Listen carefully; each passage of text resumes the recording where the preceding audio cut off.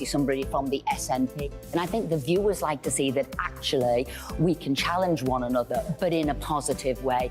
We think we ask the questions that people want to ask, and often we ask the questions that we wanted to ask in Parliament but never got the chance to ask. So join us every Saturday, 10 a.m. till noon on GB News, Britain's news channel. The Live Desk with me, Mark Longhurst. And me, Pip Thompson. It's here Monday to Friday on GB News. From midday, we'll bring you the news as it breaks, whenever it's happening and wherever it's happening, from across the UK and around the world. Refreshing, feisty, but with a bit of fun too. If it matters to you, we'll have it covered on TV, radio and online. Join the Live Desk on GB News, the People's Channel, Britain's news channel. In a world of dull and predictable radio and TV shows. Oh, hi. On Mark Dolan tonight, we've got big guests. We drill into the big stories of the day. The show adds up to a brilliant listening and viewing experience. Mark Dolan Tonight is the most entertaining current affairs show ever, and that's a fact. That's Mark Dolan Tonight, Friday, Saturday and Sunday from 9. Only on GB News, Britain's news channel.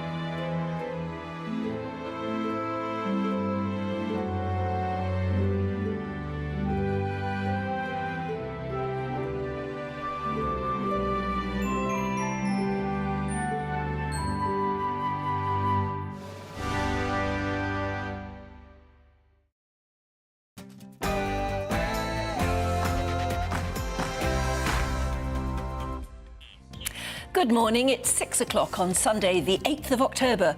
Today, the Israeli Prime Minister Benjamin Netanyahu has vowed to take revenge against Hamas. Rishi Sunak says the UK government stands in full solidarity with Israel against, in quotes, the cowardly and depraved attacks from the Palestinian militant group. And elsewhere, the Labour conference kicks off today in Liverpool. GB News, we there bring you every twist and turn from Sir Keir Starmer's final conference before the general election next year.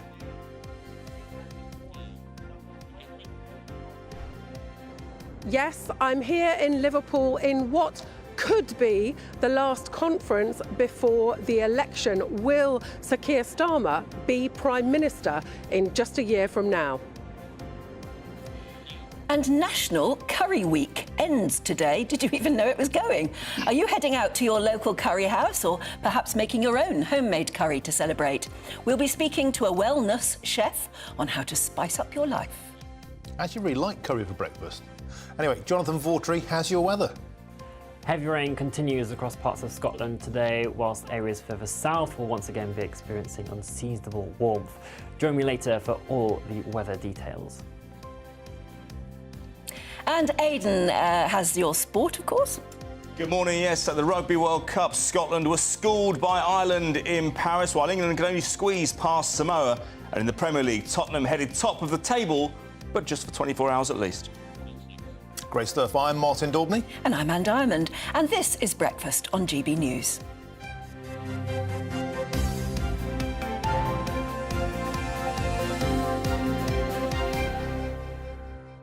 It's funny you said you rather like curry for breakfast, because so do I. Love it. Yeah, I mean, it's particularly if you had curry the night before, and then, I've said this before, and you come down to the kitchen in the morning and there's still some left out, sort of thing. Yeah, it's so easy to eat.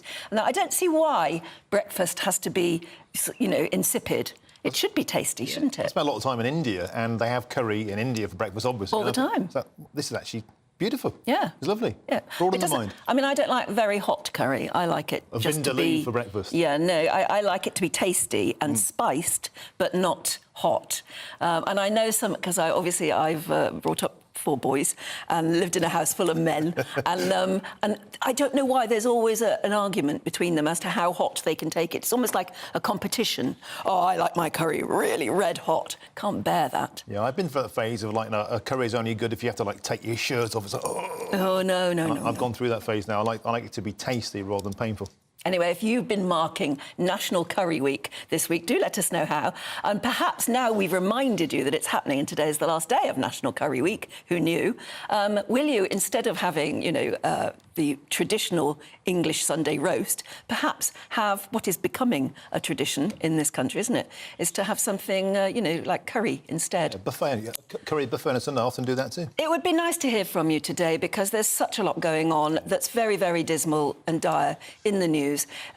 We need to pepper the programme today with something a bit lighter as well to remind us, why we're all here, really. So let's get on with the top news story of the day. The Palestinian Islamist group Hamas launched its biggest attack on Israel, with Israeli officials reporting around 2,500 rockets being fired from Gaza, as well as sending fighters across the border. Hamas militants unexpectedly stormed into southern towns across the region on a Jewish holiday, where residents were urged to stay close to bomb shelters. Through these attacks, Hamas fighters killed, we're told, at least 250 Israelis throughout the day and escaped then back into Gaza with dozens of citizens who are being held hostage.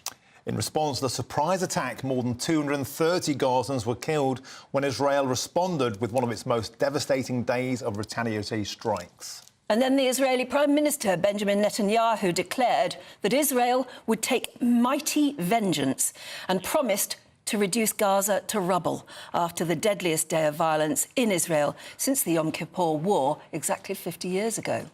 Fighting between both sides continued overnight in parts of southern Israel, and reports now suggest that at least 480 Israelis and Palestinians are now confirmed dead. Now, following the attacks, here in the UK, the Met Police have ramped up police patrols across London to target individuals celebrating these awful attacks in public. Well, joining us now to go through all of this is Middle East security analyst Seth Frantzman. Thanks for joining us on Breakfast, Seth, on this sombre day. I guess the first question we have to ask is, how did this attack happen in the first place? There's talk of a huge security lapse on what is a known weak point historically for attacks into Israel. Yeah, I mean, I think it's unprecedented, unbelievable. We're just seeing still some of the images that are coming in from the destruction along the border, and just learning some more of the reports that the terrorists were able to penetrate at 29 different locations, apparently. So it was a huge and unprecedented attack, and it does appear to be a huge lapse in security. I mean, there are a lot of civilian communities along the border, but those communities have faced threats, since the 1950s. So this is a known quantity, this kind of threat. I think there is a lot of questions about how it's possible that these people were able to penetrate. Obviously, Israel has a lot of high-tech technology, and I think perhaps what's being learned this morning is that in the end of the day, you can't just count on cameras and sensors and artificial intelligence. In the end of the day, you have to have people there to stop this kind of a threat in a very conventional manner that would have been done, decades ago. So they're trying to pick up the pieces, and obviously, tens of thousands of people are being called up to reserve duty. And I was down there on the border yesterday. We saw, just endless streams of jeeps and army vehicles going in, and we're seeing civilians being evacuated out. They're going to evacuate, I think, almost all the communities on the border of Gaza, apparently. I mean, some of the commentators in the British press this morning are calling it Israel's 9/11 moment. I think in as much as the fact that it seems to have come out of nowhere, this unprecedented, huge attack. Was it a huge failure, do you think, on the part of Israeli intelligence? I mean, it would appear so, because the fact that Hamas, which, Israel has fought, I don't know, maybe a dozen different campaigns against Hamas, usually quite short conflicts in which it had appeared that Hamas was generally isolated and unable to inflict a lot of damage because Israel had a lot of technology like Iron Dome and things. Hamas has carried out a very different type of attack with kind of human waves of fighters coming on motorcycles and things like that. I think if we try to compare it to 9/11, I mean, on a strict casualty note, it is, I think, several times worse than 9/11 per capita for Israel. And I think actually what makes it worse than 9/11 is the fact that they were able to cart off, dozens of civilians. I don't think, Al-Qaeda, when they attacked the World Trade Center, they didn't then carry away, 400 Americans back to Afghanistan. So I think that actually we're looking at something that is much more harrowing and hellish in terms of what has happened here. And I think it's going to be very, very difficult in the coming weeks for Israel to make the kind of decisions it's going to need to make, because you have all these civilians now being held in Gaza. So you're talking to us from Jerusalem, Seth. The IDF has vowed that the Hamas has opened the gates of hell, and there is now talk of huge vengeance. What's the mood on the ground in Jerusalem? Presumably people are very scared. You can hear the bombs going off. How somber is the mood where you are today?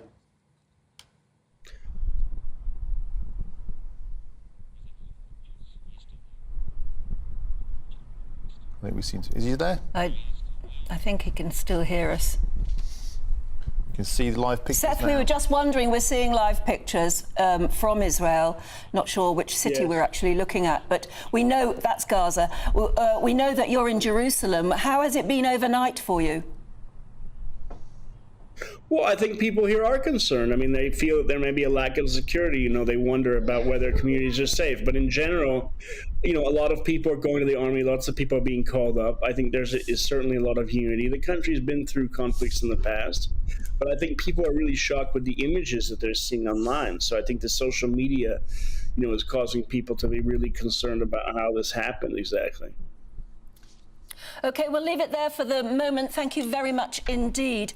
That was Middle East security analyst Seth Frantzman talking to us from Jerusalem. Yeah, back to domestic politics now. And the Labour Party conference in Liverpool kicks off today, and it's likely to be the last before next year's expected general election.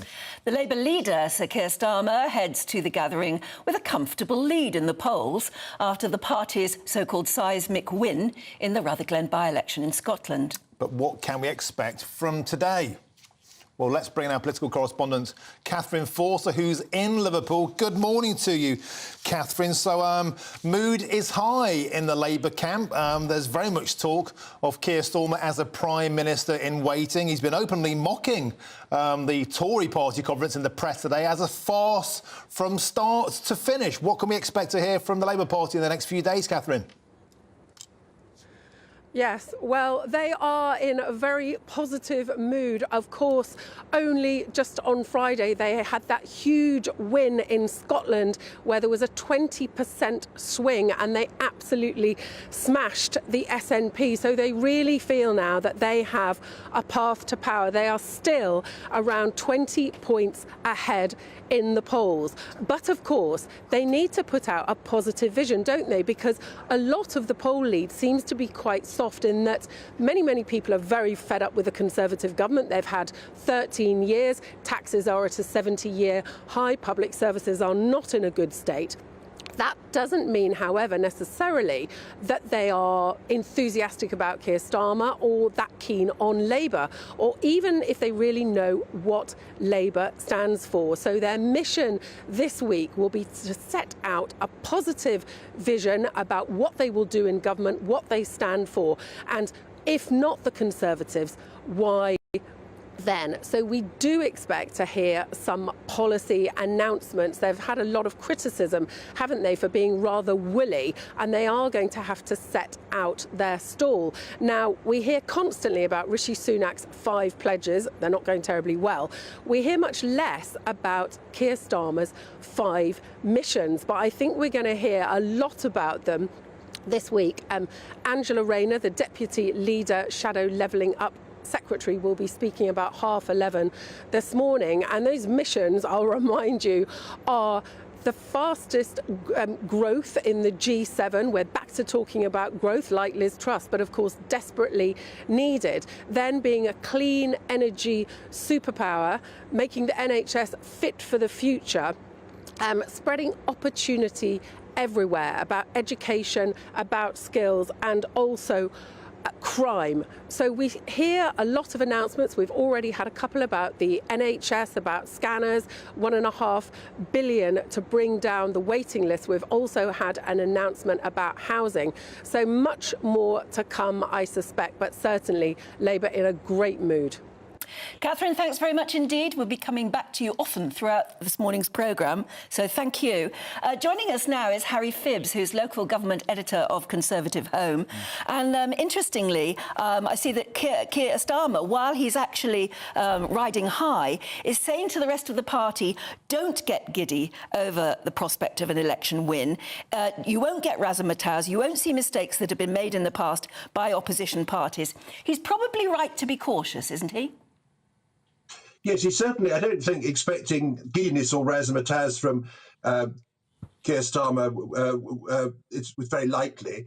I don't think he compares well in terms of his personal charisma with other politicians. I mean, Rishi Sunak isn't the most charismatic person, but Rishi Sunak had a very impressive party conference speech, I thought, introduced by his wife. So I think those that on that sort of presidential contest, I don't think Keir Starmer performs too well. The other problem, I think, is for Labour they're trying to get across two contradictory messages. One is that how disastrously badly the country's going and all the gloom and doom, and the other thing is that we should all be reassured that they won't change anything much, that they'll be very, very cautious and responsible, and so we don't need to be frightened of anything a Labour government would do. So I think there's a sort of contradiction in the core message they're offering.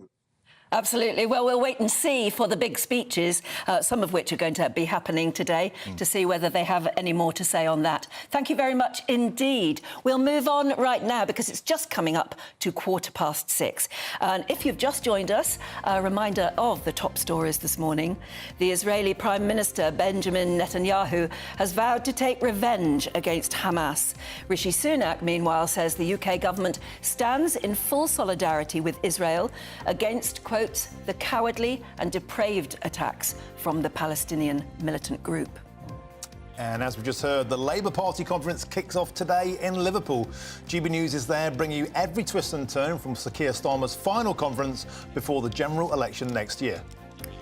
And, of course, we'll be bringing you all the sports news with Aidan McGee, as apparently Manchester United defied the odds at Old Trafford, she said, as though she knew what she was talking about, in a last-gasp comeback against Brentford. But he knows an awful lot more than I do, and he'll be telling you all about that.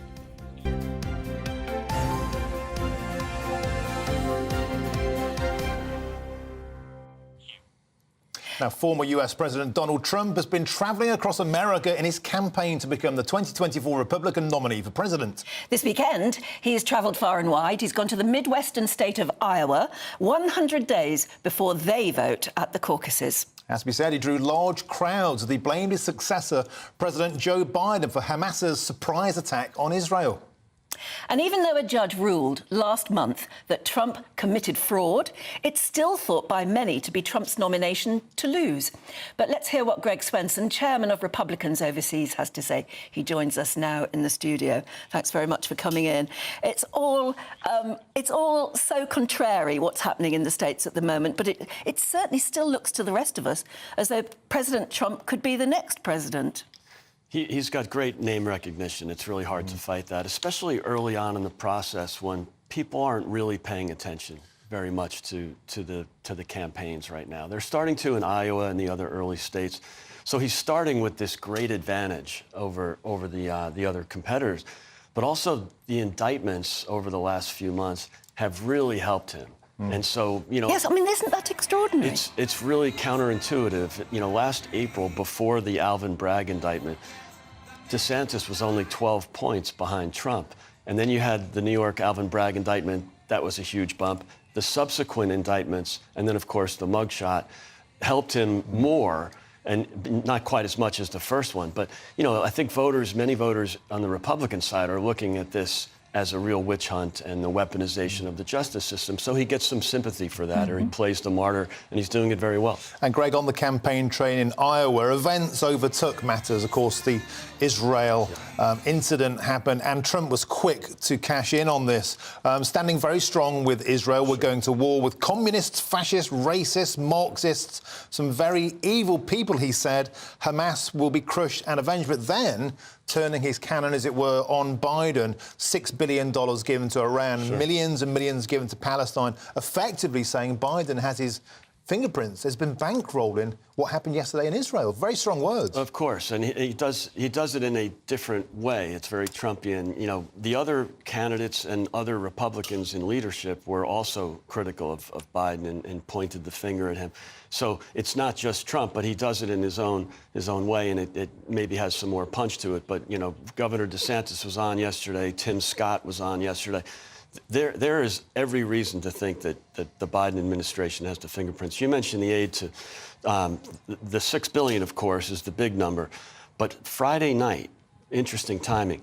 Friday night, during the quiet part of the media cycle when no one's paying attention, the Secretary of State, Anthony Blinken, released $75 million into Palestine, into areas that are heavily Hamas areas. Now, internal memos in the administration, internal White House emails are suggested in the last year that there was great risk of increased violence due to this money, and the administration in writing said, go ahead with it anyway. So these are troubling issues. I'm glad that the Republicans came out and criticized them, but President Trump last night was talking about the Abraham Accords. He's got a good point. That there was peace and prosperity in the Middle East. You see, we're on the verge of an agreement between the Saudis. Remember, the Abraham Accords didn't include the Saudis. We're on the verge of this Israel and the Saudis getting together. And that's right. And could that all be at risk now? I think so. I mean, Iran was obviously behind this, and that's probably one of their motives, is to delay that in any way they can. And do you think all of this international activity helps Trump? Because he's said a lot of people said all along, that Afghanistan was a disaster for Biden, the withdrawal, all that military hole that was left behind, the Ukrainian war. Trump said, I could have that over in 24 hours. And now he was saying this would never have happened if he'd have been in power. Is that bravado, or domestically, is that playing out and landing with the electorate in America? A little bit of both. I mean, there's definitely, President Trump's always prone to hyperbole and maybe a bit of exaggeration, but he's got a point. And I thought Governor DeSantis had similar comments yesterday, so did Tim Scott, as I mentioned. So, this is a moment where people, they might not miss Trump, but they miss 2019, that's for sure, because there was peace and prosperity. The Abraham Accords were a major breakthrough, but you've seen it, with Afghanistan, as you mentioned, the spy balloon, the weakness that Biden has demonstrated, and he also could be compromised. People wonder why was he so nice to the Chinese? Why did he let that balloon fly over our military bases and take pictures? He could be compromised. The family received plenty of money from CCP-related companies from but China. Nevertheless, his strong invective lands with people, doesn't it? It really Instead of namby-pamby, just sort of, peacekeeping phrases, Trump comes out with something like strong, and people like that. They really do, and that's one of the reasons he was elected in 2016. It's one of the reasons I think there's a lot of support for DeSantis, because he served his country, he was in the Navy, he was in the Navy SEALs as a lawyer. So you looked at people who either demonstrate strength or can have a proven record of it, and you can look to President Trump that way, because things were pretty good. And very quickly, historically, America didn't care about wars in lands far, far away, but now this seems to become in front and centre. Domestic politics, strength on the international stage seems to be landing. Yes, and I think you look at the difference between now and 2019-20. It's the peace and prosperity that the Americans really miss, and you bring up a great point, Martin. Usually Americans, in terms of elections, don't really, foreign policy doesn't rank in the top. But the economy has been really damaged by Biden's policies, specifically by those policies. And some wonder if he did it on purpose. You know, why would you do this when you know that you're going to have inflation from reckless spending? You know, why, if you lock down the energy sector, if you're hostile to your own private sector, especially the energy sector, you know that's going to hurt consumers and hurt voters. Why do you do it anyway? So these are real concerns, and I think you could say that, yes, foreign policy now is on the front page, at least for now. It is at the moment. Yeah. Wow, Greg Swenson, thank you very much. Good to be Excellent. here. Thank you very much. Both. OK, well, a very good morning to you. If you've just joined us, 22 minutes past 6. Did you know it's the last day today of National Curry Week? Let's find out about the weather and see whether it's actually too hot to take a curry today.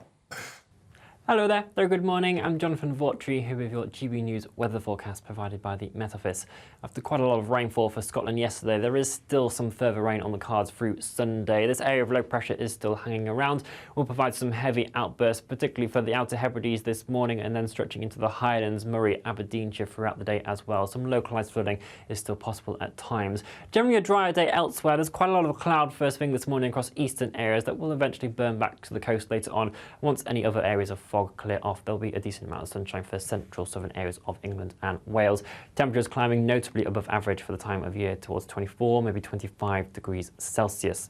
Into this evening, the rain across the far north will slowly begin to ease its way off, turning more showery and drizzly over the course of the night. And in this coming night, it's western areas that will see the bulk of the cloud moving its way in from the Irish Sea. Could turn quite murky along some coastal areas here. For most of us, though, a relatively mild night between 11 and 15 degrees Celsius.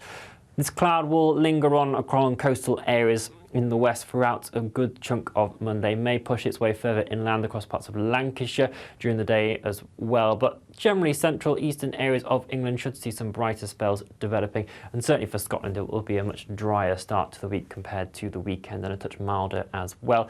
23 degrees Celsius still possible in the south. The heat, though, will last a little bit into the middle part of the week, but eventually a rain band will bring in some fresher conditions. Bye-bye.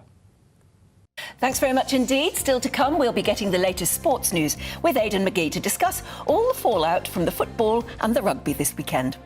It's a very good morning to you. This is Breakfast on GB News.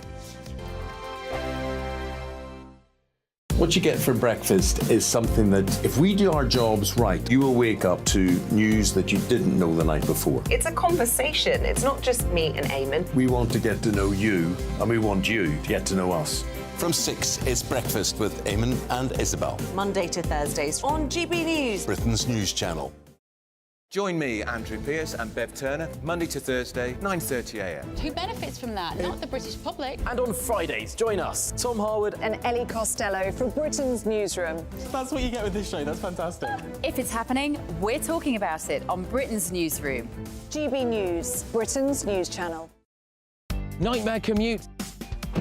Kick it up a gear with me, Patrick Christie's, at drive time, 3 till 6 p.m, Monday to Friday on GB News Radio. You can listen online and on DAB+, on the smart speaker app and on the GB News app. And if you've got an Alexa, all you have to say is, Alexa, play GB News. We're also on TuneIn and the Radio Player apps. From the school run to rush hour, get revved up with me, Patrick Christie's, on GB News and GB News Radio. People in Britain, they love free speech, but they also love fair play. I don't care if I'm speaking somebody from a trade union, from the Labour Party, somebody from the SNP. And I think the viewers like to see that actually we can challenge one another, but in a positive way.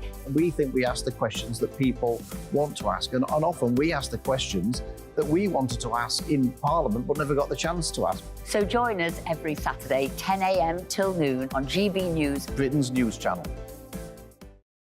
Every Sunday from 11, join Michael Portillo. There will be topical discussion, looking at the week before and the week to come. So kick back and relax at 11 a.m. on Sundays on GB News with me, Michael Portillo. GB News, the People's Channel, Britain's news channel.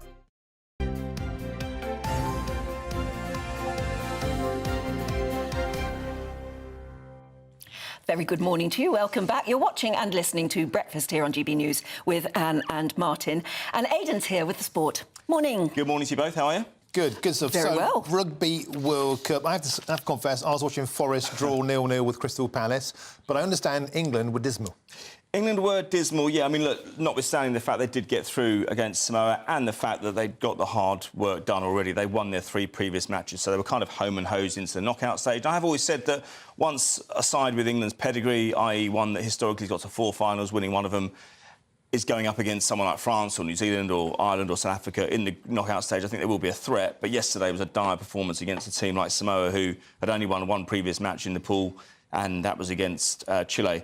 So Owen Farrell missing a penalty conversion as a result of a timeout, which is just, you know... Oh, that's like a schoolboy error. Well, completely. I mean, look, there were lots of changes for England as well, so it wasn't the team that we've seen throughout the recent or earlier matches. Having said that, that was a very easy pool that England got through. If you compare that to what Scotland had to contend with, they had South Africa and Ireland in their group, and of course later in the day we saw Scotland exit the tournament against Ireland, and you know, a brilliant performance, an imperious performance by Ireland, #1 in the world for a reason. And I honestly think that if they're ever going to win this World Cup, and they've flattered to deceive in the past, this is the problem for them. They've got to the quarterfinals on numerous occasions before, and this will be the psychological barrier they'll have to surpass next weekend against New Zealand, because they've never been past the quarter-final, and it's going to play on their mind slightly. But I tell you what, yesterday, Scotland, a very competent side, very, very good, but they were blown apart by Ireland yesterday, no question about it, and that sends Scotland home. Superb.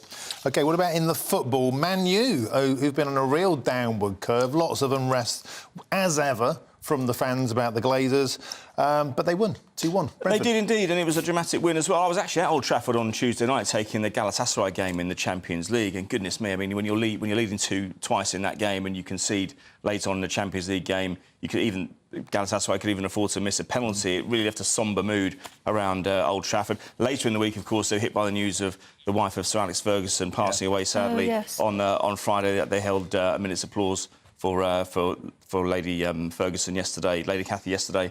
And then in the game itself, they were losing against Brentford. Brentford, I don't think, had won there since back in the 30s, I think it was. So they haven't played there that much since then, we should say. But they were ahead with a goal from Miklas Jensen. And then come the injury time, this is the thing, when you get plenty of added time now, you know... Fergie time. Well, you could say it's Fergie time, but it's actually the number of minutes allocated now is much more than it was last season because of all the time wasting that's been allotted for at the end of a match. But Scott McTominay, he was rumoured to be, or he was subject to a bid from West Ham United back in the summer, and he comes forward and heads in 1 goal and then scores a second one very, very late on to get them the win. Harry Maguire, starting at centre-back alongside Johnny Evans. That was Leicester City's Premier League partnership 5 years ago, after they won the Premier League's title, so not even at their peak, and they're turning up for Manchester United. And after McTominay was saying, actually, lay off Maguire. He actually had a brilliant game. He did yesterday, he proved it, because he's been slated for months. He has indeed, but look, I mean, he's a little bit low on confidence. You're talking about a pedigree player here, Martin. I mean, this is a player who's played in several international tournaments for England, and why shouldn't he step back into the Man United team and play well? He did yesterday, certainly, and they edged out a win which was desperately needed. Just thinking of that sad news about Lady Cathy Ferguson dying. She was 84, which sort of surprised me. It sort of brought me up thinking, how old is Alex Ferguson? Alex Ferguson, well, let me see. His birthday is on New Year's Day. Oh, really? Yeah, so he was 50 in 1992, so I think he's about 81.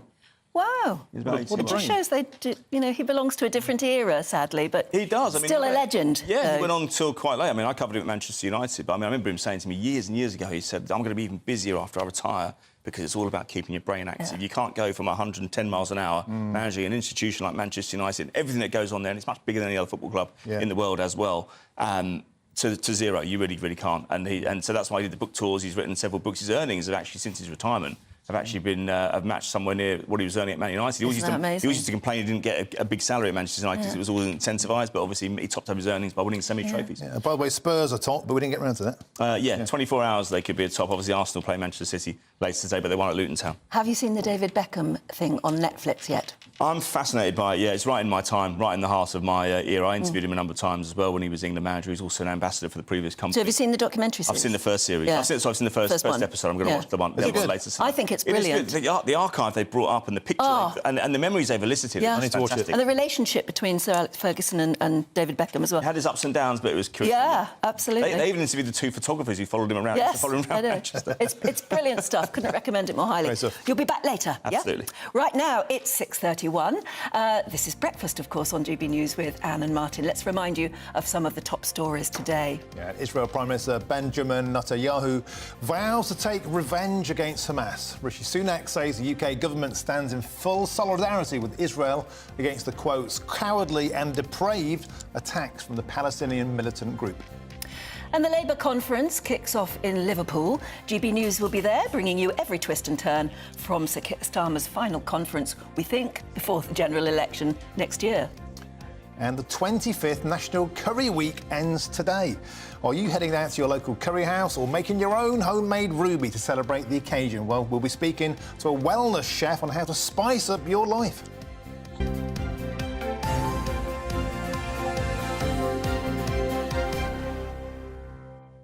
Do stick with us, however, because coming up, the government apparently is going to crack down on sick note culture. We'll be discussing that and more in Headline Makers coming up shortly. The Live Desk with me, Mark Longhurst. And me, Pip Thompson.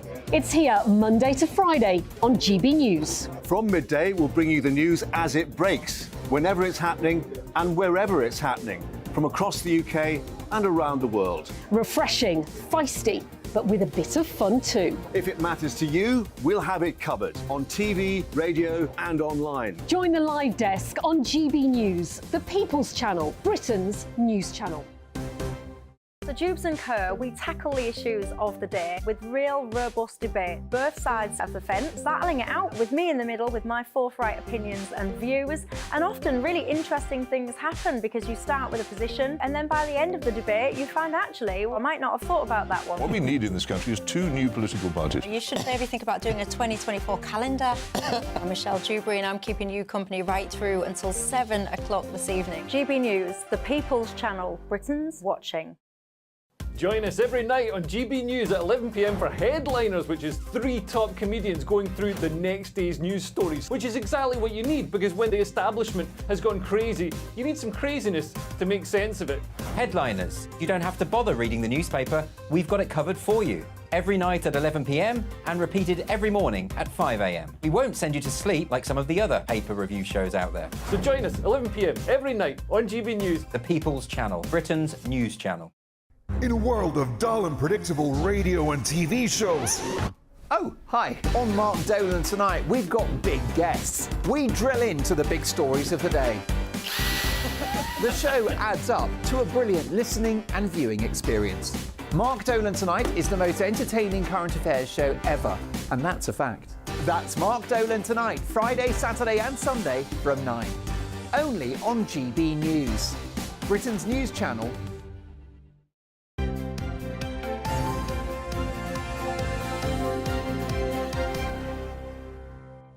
Good morning, it's 6:34. Nearly 5. Sorry to be picky. In fact, the more I talk about it, the more it's going to actually be 6:35. And you're watching Breakfast here on GB News with me and Martin. Shall we bring you up to date with what's in the papers today? And the Sunday Times leads on Israel, as you can imagine, as hostages are dragged from their homes with families fleeing slaughter. And the Sunday People leads with Sir Keir Starmer's £1.5 billion plan to save the NHS. And the Sunday Express, meanwhile, is also focusing on Hamas terrorists who've kidnapped grandmas and children as hundreds were slaughtered in a brutal attack on Israel.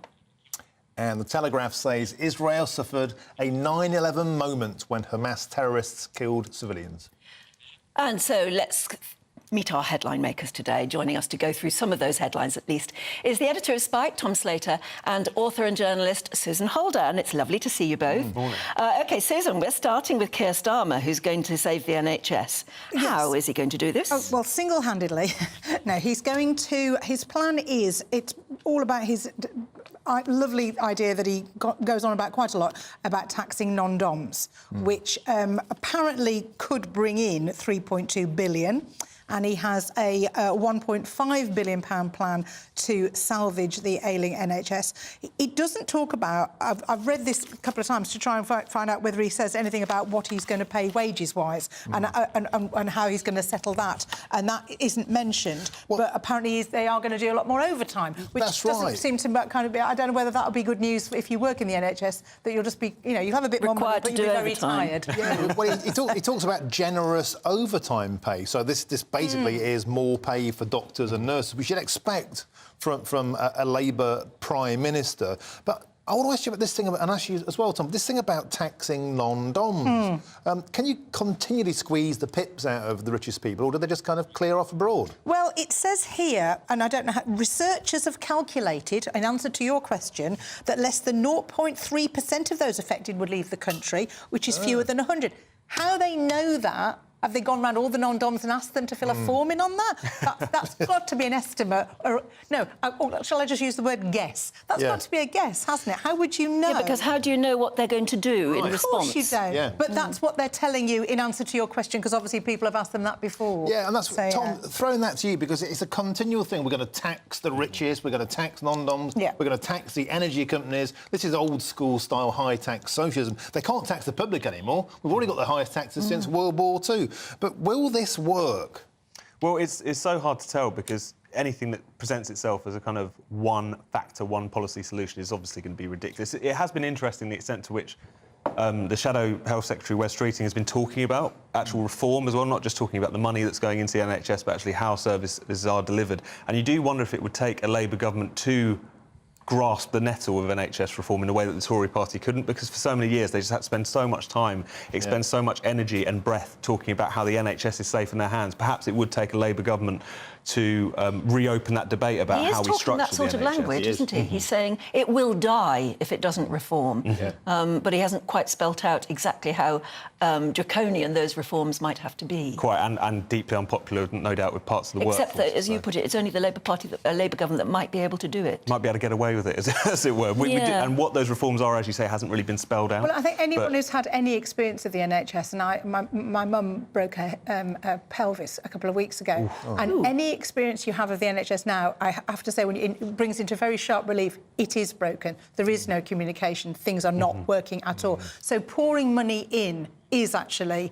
It's just falling down some kind of cracks and not going where it... But we already pour money in, don't we? Exactly, that's what I mean. So just doing more of that. It does need... It seems to me that I think people are wising up to the fact that reform is not the dirty word it used to be, that something is broken that needs fixing. That's right. If you go back to the Blair years, of course, Blair introduced this kind of private public co-option, which kind of gets airbrushed out of history. You know, Blair was the moderniser there. Maybe Labour might do that again. Maybe the Tories can't privatise it because it's such a demonic thing to suggest. Well, there is that. I mean, there's already been some discussion around kind of Labour circles about using the private sector more. I mean, of course, a lot of those kind of PFI contracts turned out to be deeply controversial because they weren't delivering value for money in many situations. I think the problem is we've always kind of just ricocheted between should the taxpayer be footing more of the bill, should we be using more of the private sector? It does feel like a kind of deeper conversation needs to be had about just the way the NHS is structured. It's incredibly centralised. There's all these kinds of issues which many people have brought up. But you just hope that we could have that debate, because for so long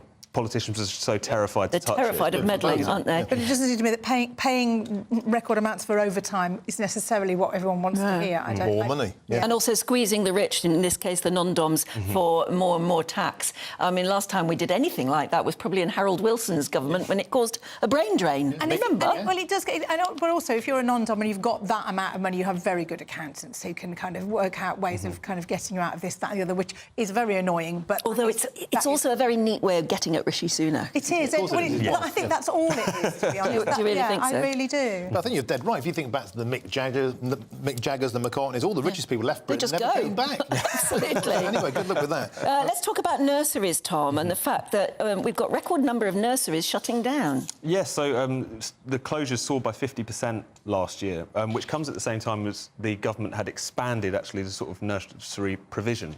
So you've got a situation where you've got parents and large groups of parents who are eligible for more free childcare, and yet at the same time they're going to struggle to find the places. So it just goes to show that you can offer these programmes, and obviously they're very well needed, not least with people trying to get back to work. But at the same time, if you haven't got the provision there, then again it's just it's a pointless exercise, essentially. And you've got Labour naturally on the, as their conference gets underway, talking about how this is another damning indictment of the Conservatives, another pledge they haven't been able to deliver.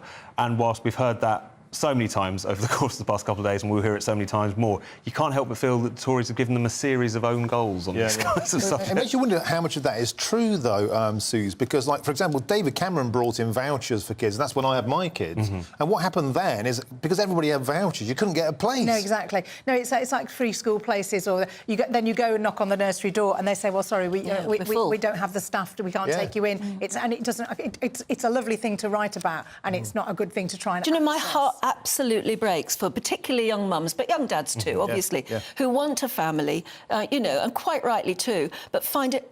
The only way you can keep going at the moment is to have two incomes, really, isn't it? And you're right, though, it is women to try and find a nursery place for your children at the moment also is impossible, or if you do find it, horrendously expensive. But you're right, on all counts, I think it's women who are affected, because even if it's... because it tends to be the one who will step back from a career to kind of facilitate the fact that there has to be more childcare because you can't afford to put the childcare in, so that you can. So it's your career that gets put to one side.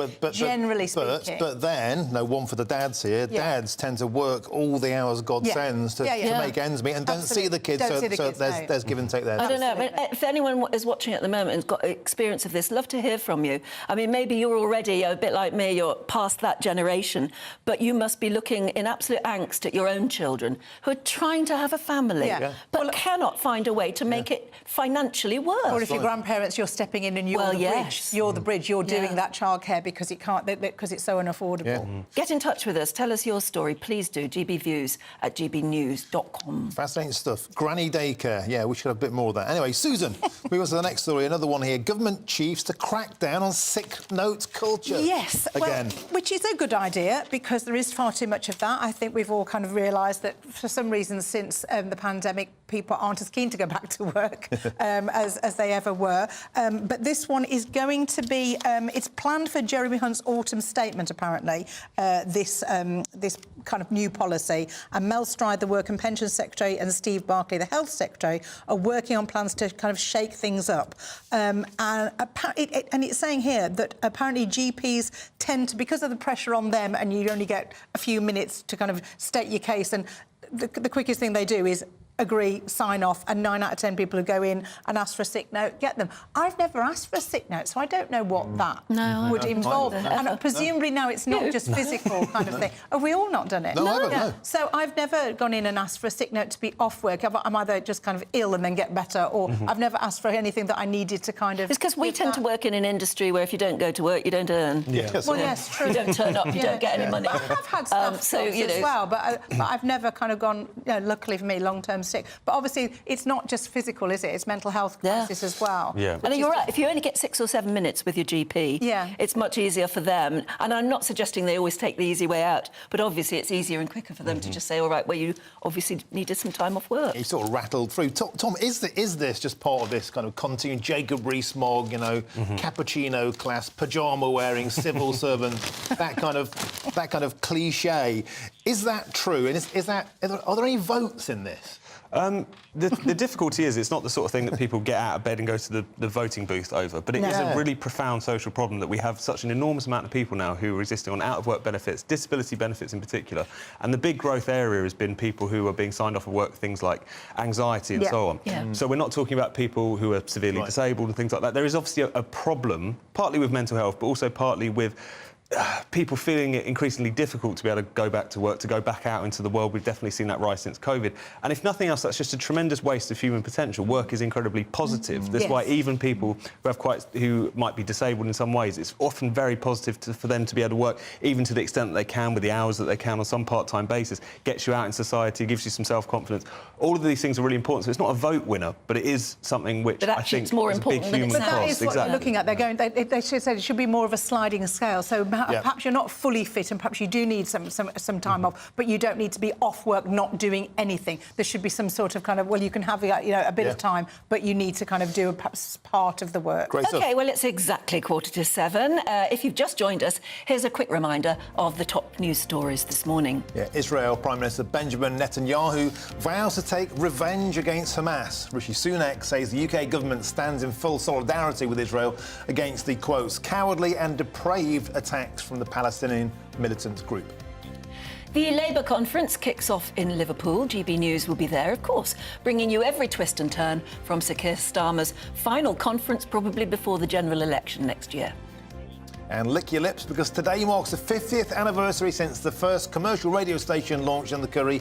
Well, it was a curry story, it's not, in the UK. I'm just so excited about curry. Not quite the We'll be same. celebrating the milestone during today's show. Can you remember when you first listened to a commercial radio breakfast station? Let us know.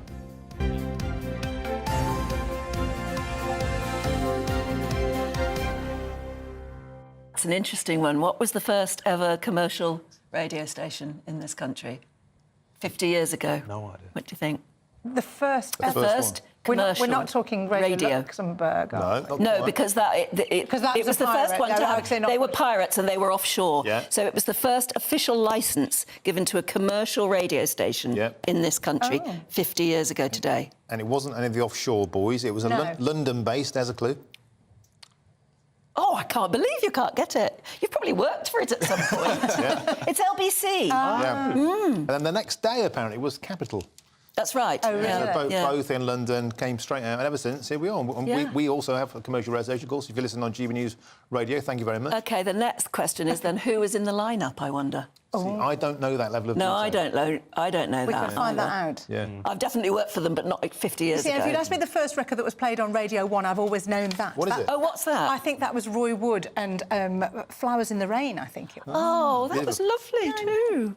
Right, that's a random fact I do know. I really I didn't know like the random that. fact you were actually asking me. OK, I think we've got to... Let's have a look at another newspaper story. Where have we got to? HS2. So this is industry figures talking about the thousands of jobs which now won't materialise as a consequence of Rishi Sunak axing the northern leg. So when construction between Birmingham and Crewe was due to take place at its height, it should have employed 6,500 people. And then when we're talking about the Crewe to Manchester line, even more, 17,500 jobs. And just a bit of a reminder that as much of HS2 became a money pit and a bit of a white elephant and all these sorts of things... Sort of. ...is that when you put all these big infrastructure projects in place, obviously they have all of these other benefits. And this isn't just the big companies which are laying track and employing thousands of people, obviously in the supply chain, all these small businesses and so on. So aside from anything else, you had whole areas of the country which were expecting this kind of inflow of cash and activity, which is now no longer going to be there. So whilst obviously many people feel like we'd reached the end of the line, so to speak, with HS2, it's still the fact that for years and years and years this sort of stimulus was supposed to be coming, now isn't, and that is something which is going to affect... I wonder, though, Suze, if people are going to get their small violins out for the people who won't get jobs building something that's going to cost the rest of us 100 billion quid. No, absolutely. And presumably there will be work doing all those other things that they've come up with, that they should have come up with in the first place, to go left to right and to kind of... obviously, anyone, again, who's travelled on any train knows that there's an awful lot of work that could be done there, and I can't see why you can't redeploy those kind of people into those areas where the building work. I also read, I think in the same article, that it says that because we are going to get that train going to Manchester, but on the old line, and it'll actually now be slower than it already is. I can't believe how much of a mess they've made of it. I just can't. But that's why I have so little confidence for any of the kind of east-west... I know, yeah. Because HS2, I mean, many people have decided it's very flawed and so on. I mean, I prefer we didn't get in a situation where it was either-or, that we could actually just build things. But just the incredible expense that we have, which far outstrips what it's like even in kind of France and in Spain, the amount it costs us per mile of track to lay things is so ridiculous. You just think we're incapable of building anything. All right, so if you were Prime Minister, would you continue it or axe it? I would have continued with it just because I think we need high-speed rail. It's just, but at the same time, that has to go alongside with trying to find out a way to reform planning laws to get rid of all of this ridiculous kind of obstructionism which takes place. But you would take so that big, brave decision to go ahead with it. What about you, Susan? I would have axed it. But also what I would do, I would go back to putting money into I would leave the ticket offices open. I would put more people on the trains. Yeah. I would bring back the woman with the trolley who gives you a sandwich and a cup of tea. I think we should go back to being British about trains and actually do that kind of thing and make it a joy to travel in a way that we've lost. And it's interesting, Suze, you're a Black Country lass. I am. I campaigned across the Black Country on this issue for many, many months. I didn't meet a single voter that wanted HS2. No. I met a lot of people who worked in the industry who wanted it. These are the people crying today. And you'll find a lot of people in the Birmingham area who have had their not just their homes and their lives, but their businesses decimated by the compulsory purchase. And can I just say, I saw a tweet yesterday saying that I live in Cheshire, that we actually were going to be compulsory purchased at our house. Really? That's not true. No idea where that's come from. But people just make up all sorts of rubbish, don't they? That I object to it because our house is going to be compulsory. Well, if it was, nobody ever told me. Yeah. So I don't. Do you think that's generally true. do well if your house is compulsorily purchased? Well, John Bishop did. I know that John Bishop was in Cheshire and he made a complete killing on the fact that... But a lot of people had to, obviously, were not paid the value of their houses and had to... And it's made a huge problem for people who've lost their homes and businesses and will never get that kind of... And I think quite scandalously, the day before Rishi Sunak made the announcement that he was going to axe the line going up to Manchester, they still compulsorily purchased somebody's house for £1.5 million the day before. And we all knew he was about to take this decision as well. I mean, he'd been pretty clear on HS2 since he was even Chancellor. He just couldn't make that decision himself. So to allow that to go ahead, just because you're waiting for a few days because you want to say it at conference rather than just get out in the newspapers is genuinely outrageous. Totally agree. OK, do you have time for one more? Yes, we do. Suze, let's go to The Observer. Another school story. Children under 5 excluded from schools. What's going on? Well, it's very strange. I mean, they don't quite say why the children are being excluded. Presumably it is down to behavioural issues.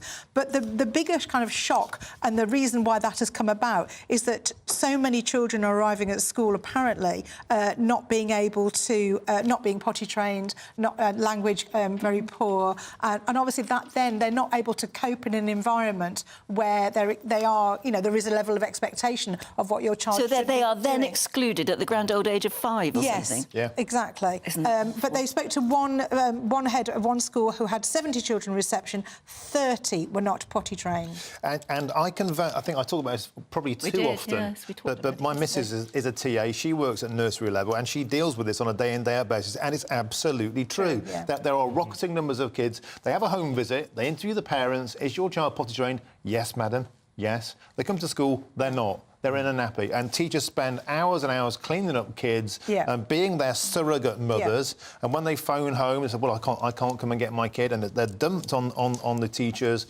You know, this is a real thing. And I think we've had a real slip in parenting standards. But what do you do about that? Well, what you shouldn't be doing is axing as many Sure Start centres as have been done. We've lost over 1,000 recently. And those kind of units where you can go for help and advice on family. It is difficult having a child suddenly thrust into your life and bring up... They don't do enough kind of prepare...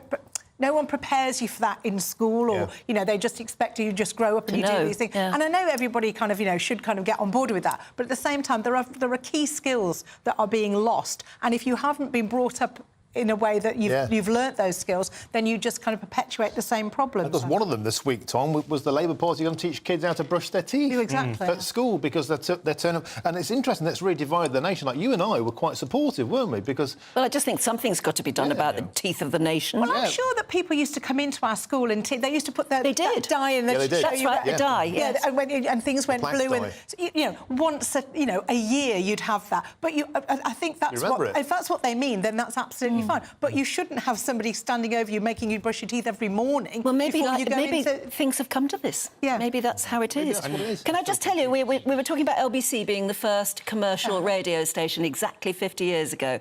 Who started off their breakfast programme? A guy called David Jessel.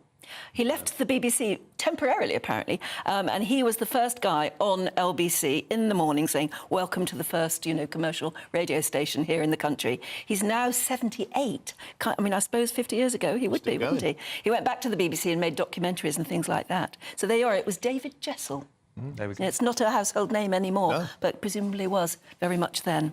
We'll be talking about that a bit later on in the programme as well, the fact that it's 50 years ago today that we had the first commercial radio station in this country, followed by Capital, as you said, the next day. 25th Curry Week. I was getting excited about that earlier. You were. In fact, You were licking your lips you were getting your two things conflated. Yeah. Never mind. We'll forgive you that. Yeah. But it is the end of National Curry Week today. So we were wondering if you were going to give up a British roast today and actually instead have, well, what's fast becoming, actually, the British main You were talking meal, about having curry for breakfast, weren't you? Well, my husband, every time we have a takeaway, will save some because he prefers it for breakfast cold in the morning. Quite agree with you. Breakfast of champions. Dreadful business. Beautiful. Shall we catch up with today's weather? Hello there, very good morning. I'm Jonathan Vautry here with your GB News weather forecast provided by the Met Office. After quite a lot of rainfall for Scotland yesterday, there is still some further rain on the cards through Sunday. This area of low pressure is still hanging around. We'll provide some heavy outbursts, particularly for the Outer Hebrides this morning and then stretching into the Highlands, Moray, Aberdeenshire throughout the day as well. Some localised flooding is still possible at times. Generally a drier day elsewhere. There's quite a lot of cloud first thing this morning across eastern areas that will eventually burn back to the coast later on. Once any other areas of fog clear off, there'll be a decent amount of sunshine for central southern areas of England and Wales. Temperatures climbing notably above average for the time of year towards 24, maybe 25 degrees Celsius. Into this evening, the rain across the far north will slowly begin to ease its way off, turning more showery and drizzly over the course of the night. And in this coming night, it's western areas that will see the bulk of the cloud moving its way in from the Irish Sea. Could turn quite murky along some coastal areas here. For most of us, though, a relatively mild night between 11 and 15 degrees Celsius. This cloud will linger on across coastal areas in the west throughout a good chunk of Monday, may push its way further inland across parts of Lancashire during the day as well. But generally, central eastern areas of England should see some brighter spells developing. And certainly for Scotland, it will be a much drier start to the week compared to the weekend and a touch milder as well. 23 degrees Celsius still possible in the south. The heat there will last a little bit into the middle part of the week, but eventually a rain band will bring in some fresher conditions. Bye-bye. Thanks very much for that. Plenty more to come, of course, including how are you going to make a curry today? And we'll be live from the Labour Party conference in Liverpool. This is Breakfast. GB News, unlike other broadcasters, isn't obsessed with the London-Westminster bubble. We think there's a nation beyond the M25, and that's why we talk about the issues that matter across the land. Join me on State of the Nation, 8 to 9 o'clock, Monday to Thursday, on GB News. Daisy's listening, and you should too. Now then, Lee Anderson here. Join me on GB News on my show, The Real World, every Friday at 7 p.m. I'm not eating bloody cat. Are you Delicious. mental? Open your mouth. OK, here comes a train. Reminds me of the scene in Singing in the Rain. Adam, is that a good one? Whoa! Join me at 7 on GB News, Britain's news channel. Join us every night on GB News at 11 p.m. for Headliners, which is 3 top comedians going through the next day's news stories, which is exactly what you need, because when the establishment has gone crazy, you need some craziness to make sense of it. So join us 11 p.m. every night on GB News, the People's Channel, Britain's news channel. Join me, Andrew Pearce and Bev Turner, Monday to Thursday, 9:30 a.m. Who benefits from that? Not the British public. And on Fridays, join us, Tom Harwood and Ellie Costello from Britain's Newsroom. That's what you get with this show, that's fantastic. If it's happening, we're talking about it on Britain's Newsroom. GB News, Britain's news channel. Join me, Camilla Tominey, on Sunday mornings from 9:30, taking the politicians to task and breaking out of SW1 to see how their decisions are affecting you across the UK. Bursting the Westminster bubble every Sunday morning, only on GB News, the People's Channel. Britain's watching. Join me, Patrick Christie's, Monday to Friday, 3 till 6. We tackle the day's news agenda like you've never seen before. It's high tempo, high octane, the most controversial topics and the best guests. You will not be able to take your eyes and ears off it. I'm not afraid to ask the questions that you really want answered. 3 till 6 p.m, Monday to Friday on GB News, the People's Channel, Britain's news channel.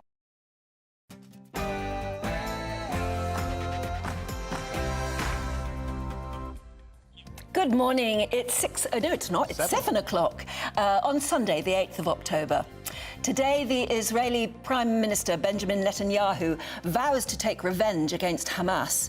Rishi Sunak, meanwhile, says the UK government stands in full solidarity with Israel against what he called the cowardly and depraved attacks from inside Palestine.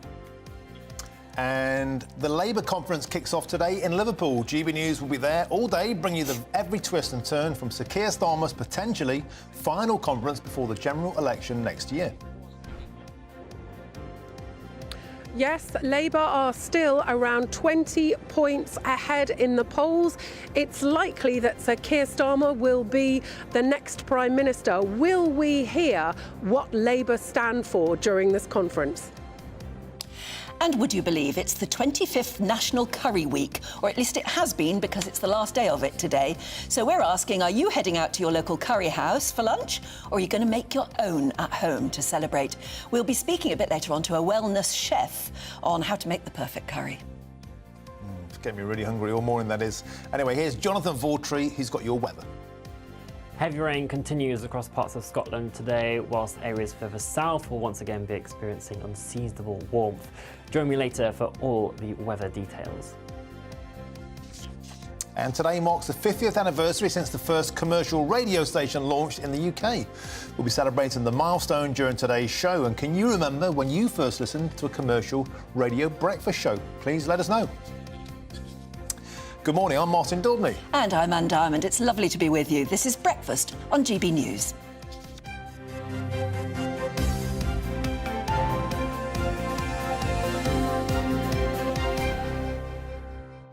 Well, Diane, thanks very much for getting in touch. She's right on the ball. She says, morning, Anne and Martin. Our 20-year-old son will be making curry today. He makes it from scratch with homegrown chilies. We know exactly what goes into it, but it can never be hot enough for him. I love the idea that a 20-year-old lad is cooking for his mum, especially on a Sunday. But that's what my sons are so into curry. They cook a great curry. Yeah. The only trouble is they always like it far too hot for me. Yeah, well, a bit like this lad here. Joe on Curry Week says this: I had no idea it was Curry Week, but I made a coconut and cauliflower dal last night. Oh, that Yum. sounds really nice. I'm enjoying the leftovers right now. Nice one. Curry for breakfast, winner, chicken dinner, but with cauliflower. Well, absolutely, and it's as Suzanne Holder was saying earlier, her husband, one Noddy, says that he particularly likes getting a takeaway curry in the evening and always gets enough so that there's some left over in the morning, because eating it cold in the morning, nothing like it, and I quite agree. But also, there's something that's really brightened my day about the idea of Noddy Holder having curry for breakfast. Have it? It's brilliant, yeah. It's awesome. OK, well, keep your views coming in, please, on that. Will you be forsaking the sort of traditional Sunday lunch? Do you even have a good traditional Sunday lunch anymore? Would you forsake it, though, for curry today, since it is the last day of National Curry Week? GB Views at gbnews.com. Now to our top story, and the Palestinian Islamist group Hamas launched, as you know by now, its biggest attack on Israel for years, with Israeli officials reporting around 2,500 rockets being fired from Gaza, as well as sending fighters across the border. Yeah, Hamas militants unexpectedly stormed into southern towns across the region on a Jewish holiday, where residents were urged to stay close to bomb shelters. Through these attacks, Hamas fighters apparently killed at least 250 Israelis throughout the day and escaped then back into Gaza with dozens of citizens whom they took hostage. In response to the surprise attack, more than 230 Gazans were killed when Israel responded with one of its most devastating days of retaliatory strikes. And the Israeli Prime Minister, Benjamin Netanyahu, declared that Israel would take mighty vengeance and promised to reduce Gaza to rubble after the deadliest day of violence in Israel since the Yom Kippur War 50 years ago. Fighting between both sides continued overnight in parts of southern Israel, and reports now suggest that at least 480 Israelis and Palestinians are now confirmed as dead. And following those attacks here in the UK, the Met Police have ramped up police patrols across London to target individuals celebrating those Hamas attacks in public. Well, joining us now is freelance journalist Plestia Alakad. Hello to you. I understand you're joining us live from Gaza itself. She's with us.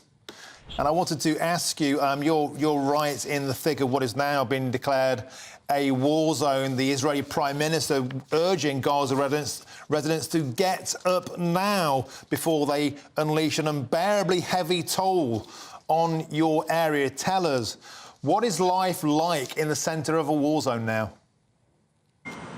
Okay, first of all, I want to start by stating what happened yesterday morning and why it happened, like the cause root of what happened. Like all the news is saying how we started or like how Hamas started and what Palestinian fighters are doing, but no one has even asked himself or herself like what happened is a reply to what exactly. Like the root cause of what's happening in Israel and Palestine is Israel decades-long violence, military occupation and colonization of Palestinian land. Like if right now we want peace or we want this to stop, first we need to solve the root cause of what's happening. Like yesterday, like a raid happened, okay, we have more than 100 hostages. They have thousands of hostages from us. So what's happening? It's something that has been like happening for years. It's nothing new.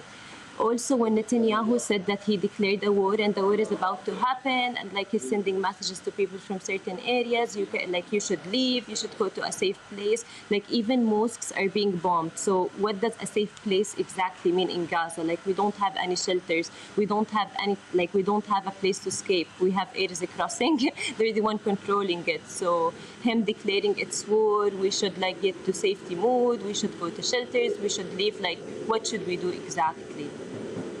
OK, Plestia, we're going to leave it there. Thank you very much indeed for joining us. I think it must be terrifying as well to be told from the other side of the border that, you know, get out of your homes because we are going to bomb you. We're going to reduce Gaza to rubble. But where do you go? If you're in that sort of situation. So thanks very much to Plestia for giving us some sort of an idea of what it must be like. Delved into the politics there. We're more interested, I think, in what it was like to be actually on the receiving end, but we didn't get around to that. Let's move on. Absolutely. Let's move on to domestic politics, if you like. And, of course, the Labour Party conference in Liverpool kicks off today. And it's likely to be the last, of course, before next year's expected general election. Labour leader Sir Keir Starmer heads to the gathering with a comfortable lead in the polls after the party's seismic win, as they called it, in the Rutherglen by-election in Scotland. But what can we expect from today? There are a number of big speakers going on. In fact, I think Angela Rayner's 11:30. Angela Rayner and then former Labour leader Jeremy Corbyn. That's right. He's going to be chairing a panel. Lots of, as you can imagine, lots of headlines in today's press. Keir Starmer, and this is just on the front of the Observer, warning his party, even though they're doing incredibly well in the polls, he's saying don't get giddy over the prospect of an election win.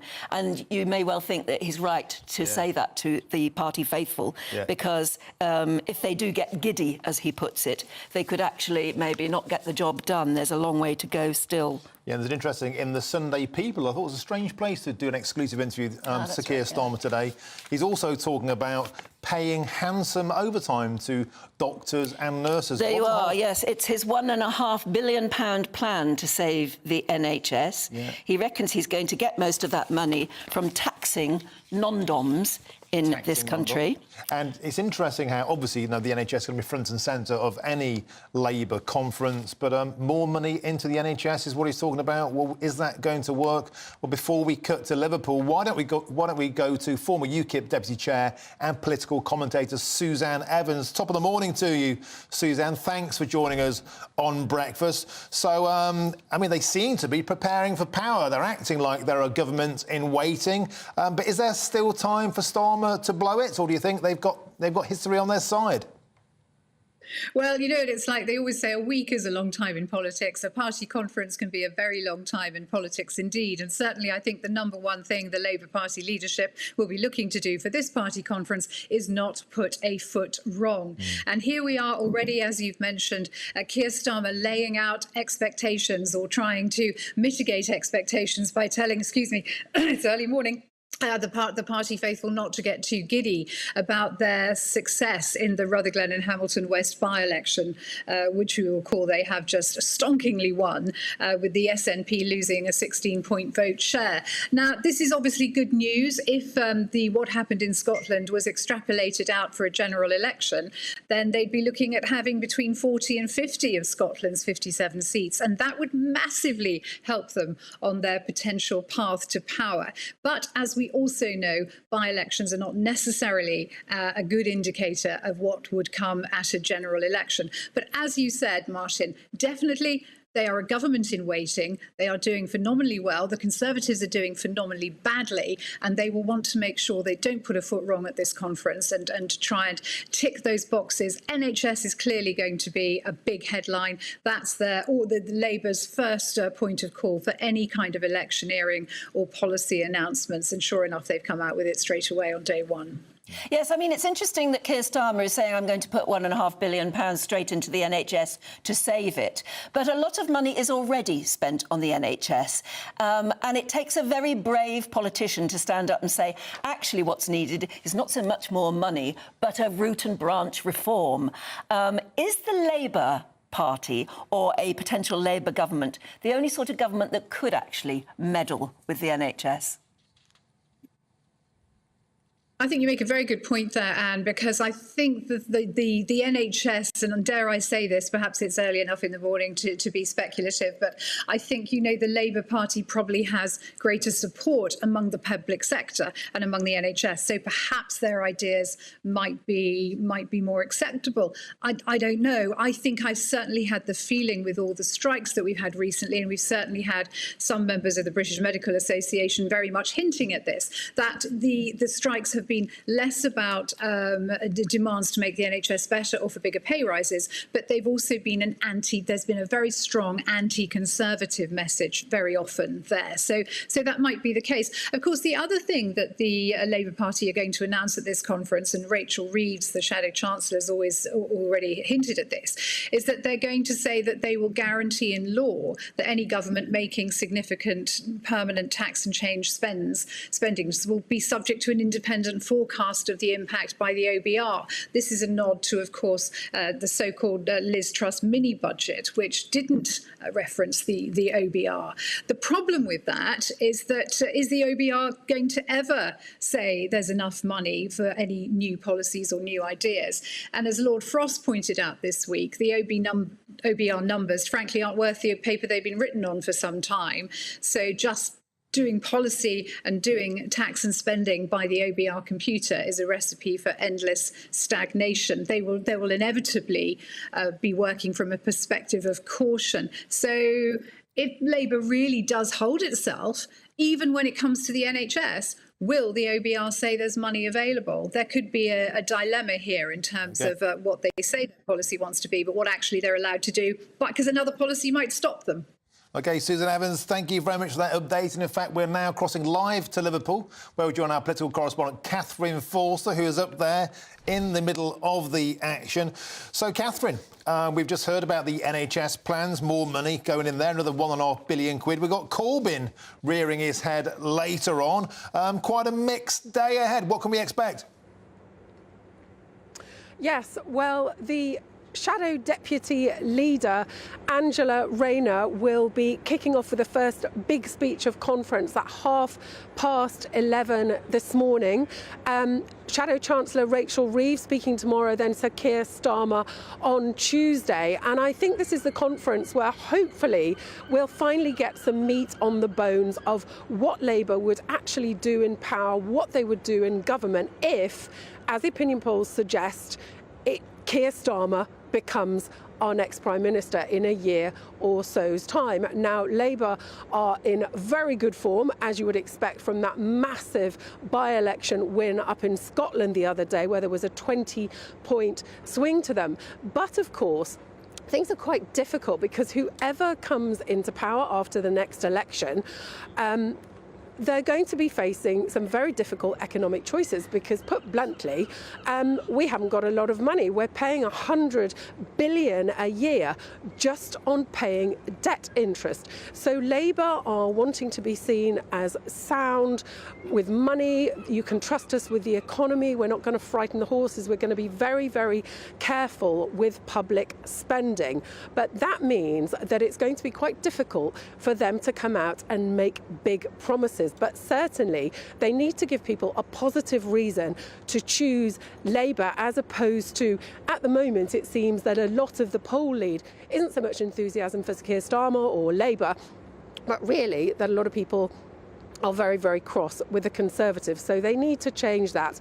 And also we had Rishi Sunak last week painting himself quite audaciously, given the Conservatives been in government for 13 years, as the change candidate. We can certainly expect Sir Keir Starmer to say, no, no, no, we are the change. So we've already had policies on the NHS, announcement about more scanners, announcement of £1.5 billion for trying to bring down the waiting list. We've had an announcement about more affordable housing.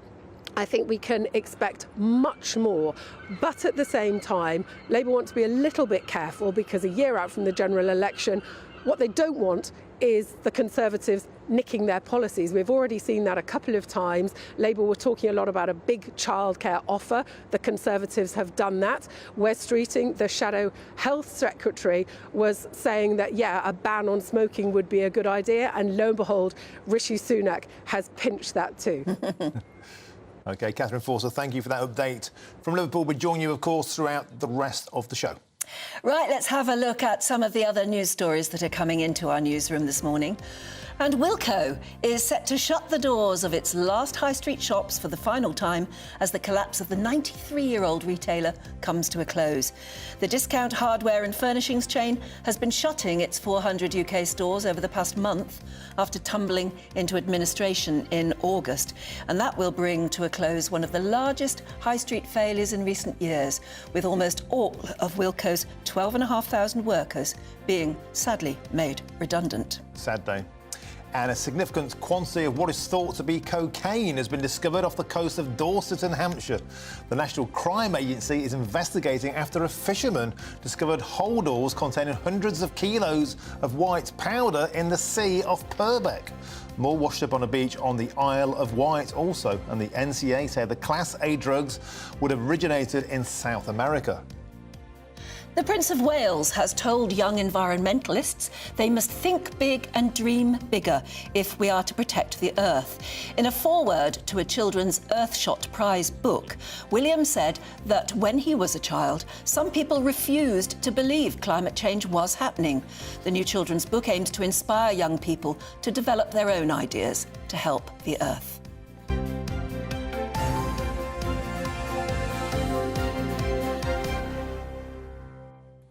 Cocaine haul, absolutely extraordinary, just washing up. Randomly found, and it's a dilemma, you know, do you sort of hand it in, or what do you do with it? I mean, you hand it in, I think, that's what you do. But you wouldn't get much more than a thank you for it, would you? Of course not. But that would have been worth so much on the market. What's that movie? Is it Whiskey Galore? Do you remember that Whiskey Galore movie from back in the day where the whiskey got washed? It's basically that. It is, it's that sort of thing. I mean, extraordinary things do wash up on our coastlines. Do you remember that once there was a container that came off a ship and then washed up, and I think on the same coast, full of Lego? Yeah, and there's one of rubber ducks as well. Oh, that's right, there was. They floated around on the ocean, like, just thousands and thousands. And once word got out that things like these rubber ducks, and particularly, it was full of little Lego men. It wasn't just ordinary Lego bricks. It was little Lego men. And once word got out, children were swarming to those beaches to pick up little Lego men. They became very collectible. And, of course, it does remind you how many containers there are just floating around in our sea that have fallen off container ships and cause a real problem, real hazards to other shipping. But fascinating when that sort of thing does happen. Unexpected haul for these fishermen on that day, that's for sure. Yeah, absolutely. Shall we catch up with today's weather for you? Hello there, very good morning. I'm Jonathan Vautry here with your GB News weather forecast provided by the Met Office. After quite a lot of rainfall for Scotland yesterday, there is still some further rain on the cards through Sunday. This area of low pressure is still hanging around. Will provide some heavy outbursts, particularly for the Outer Hebrides this morning and then stretching into the Highlands, Moray, Aberdeenshire throughout the day as well. Some localised flooding is still possible at times. Generally a drier day elsewhere. There's quite a lot of cloud first thing this morning across eastern areas that will eventually burn back to the coast later on. Once any other areas of fog clear off, there'll be a decent amount of sunshine for central southern areas of England and Wales. Temperatures climbing notably above average for the time of year towards 24, maybe 25 degrees Celsius. Into this evening, the rain across the far north will slowly begin to ease its way off, turning more showery and drizzly over the course of the night. And in this coming night, it's western areas that will see the bulk of the cloud moving its way in from the Irish Sea. Could turn quite murky along some coastal areas here. For most of us, though, a relatively mild night between 11 and 15 degrees Celsius. This cloud will linger on across coastal areas in the west throughout a good chunk of Monday. May push its way further inland across parts of Lancashire during the day as well. But generally central eastern areas of England should see some brighter spells developing. And certainly for Scotland, it will be a much drier start to the week compared to the weekend and a touch milder as well. 23 degrees Celsius still possible in the south. The heat there will last a little bit into the middle part of the week, but eventually a rain band will bring in some fresher conditions. Bye-bye. Thanks, Jonathan. Still to come, reality show Big Brother will be back on our screens tonight. But what's changed in the 5 years since it was last on our screens? We'll be discussing that next with Stephanie Tecci. This is GB News. What you get for breakfast is something that, if we do our jobs right, you will wake up to news that you didn't know the night before. It's a conversation. It's not just me and Eamon. We want to get to know you, and we want you to get to know us. From 6, it's Breakfast with Eamon and Isabel. Monday to Thursdays on GB News, Britain's news channel. Westminster is going around in ever-decreasing circles, followed by the media. Britain is broken. How on earth did we get into this mess? But more importantly, how do we get out of it? Join me at 7 p.m, Monday to Thursdays on Farage, here on GB News. We will have open, rational debate. We've got to work out how Britain moves forward from this. Join us here on GB News, the People's Channel. Britain is watching. Join me, Andrew Pearce and Bev Turner, Monday to Thursday, 9:30 a.m. Who benefits from that? Not the British public. And on Fridays, join us, Tom Harwood and Ellie Costello from Britain's Newsroom. That's what you get with this show. That's fantastic. If it's happening, we're talking about it on Britain's Newsroom. GB News, Britain's news channel. GB News, unlike other broadcasters, isn't obsessed with the London-Westminster bubble. We think there's a nation beyond the M25, and that's why we talk about the issues that matter across the land. Join me on State of the Nation, 8 to 9 o'clock, Monday to Thursday, on GB News. Daisy's listening, and you should too. People in Britain, they love free speech, but they also love fair play. I don't care if I'm speaking somebody from a trade union, from the Labour Party, somebody from the SNP. And I think the viewers like to see that actually we can challenge one another, but in a positive way. We think we ask the questions that people want to ask, and often we ask the questions that we wanted to ask in Parliament but never got the chance to ask. So join us every Saturday, 10 a.m. till noon on GB News, Britain's news channel. Nightmare commute? Kick it up a gear with me, Patrick Christie's, at Drive Time, 3 till 6 p.m, Monday to Friday on GB News Radio. You can listen online and on DAB+, on the smart speaker app and on the GB News app.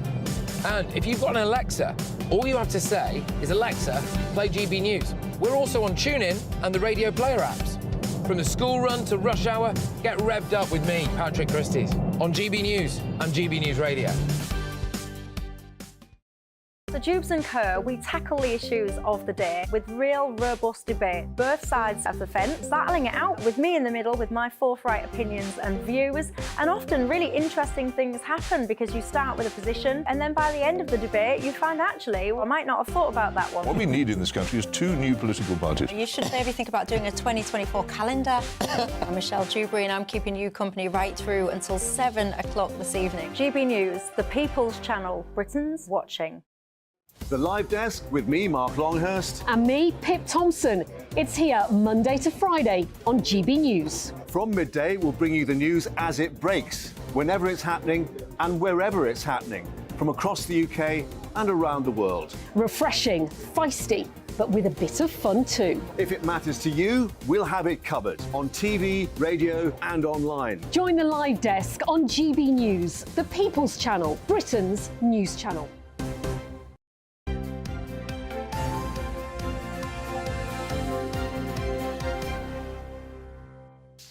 Welcome back. It's 7:24. You're watching and listening to Breakfast with Anne and Martin. Yeah, and Stephanie, because she's here with all of the latest showbiz news. Lovely to see you. Hi.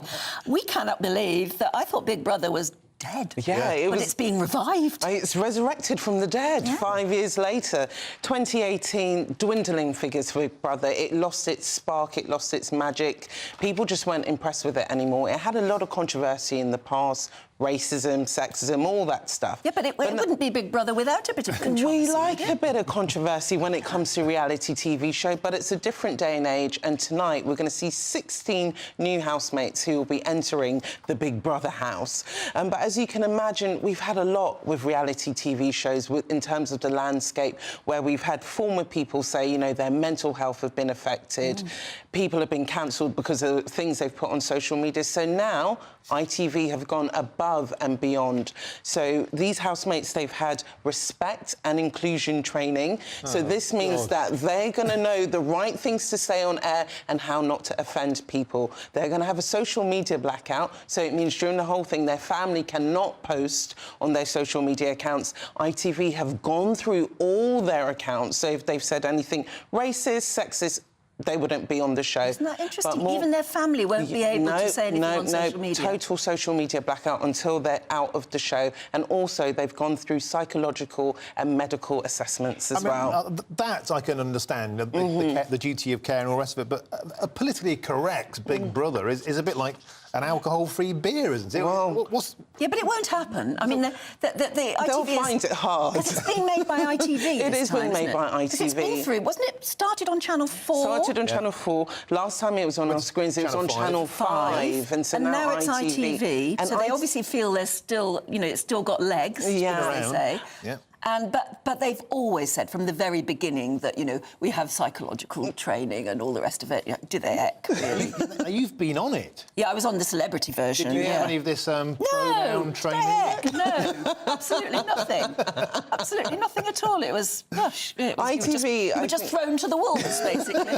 But mind you, that really was before the day of huge social media. Yes, and that's the thing. And I think it's so easy, and ITV need to cover their back now, because you've had X Factor, you've had Love Island, where X Factor contestants have come out and accused, like, different production companies of not looking after them.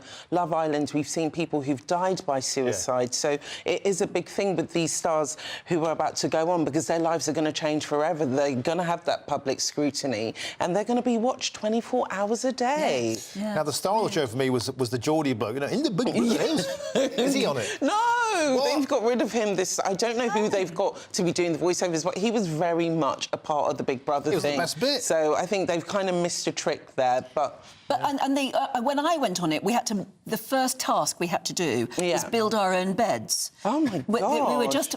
Look, there was a huge flat pack, you know, things in front of us. Like an IKEA job. Yeah, and we had to build our own beds. But by the look of it, this house, well, I mean, it looks very swanky, doesn't it? Proper lavish. It's given a whole revamp, so it's not in Elstree Studios anymore. It's actually in West London, and they've called it the Garden Studios. So I think they will be living in comfort, but there's still going to be things like the diary room where they talk about their problems. You see, we've got pictures on screen. Now, if you can't see them at home, it's a very, as Anne said, a very lavish. It looks really nice. Freestanding bath on a raised plinth. Yeah, I'm a bit worried about there being a freestanding bath. And also, there are viewing seats. What's it to do with that? Just like people watch each other having a bath. Yes, it and does, apparently, like, they are not going to be hidden. There's going to be no privacy. There's cameras everywhere, even from the outside. Even not in the loos. Not in the loos. I think they'll have that bit of privacy, but I think they are going to be watched.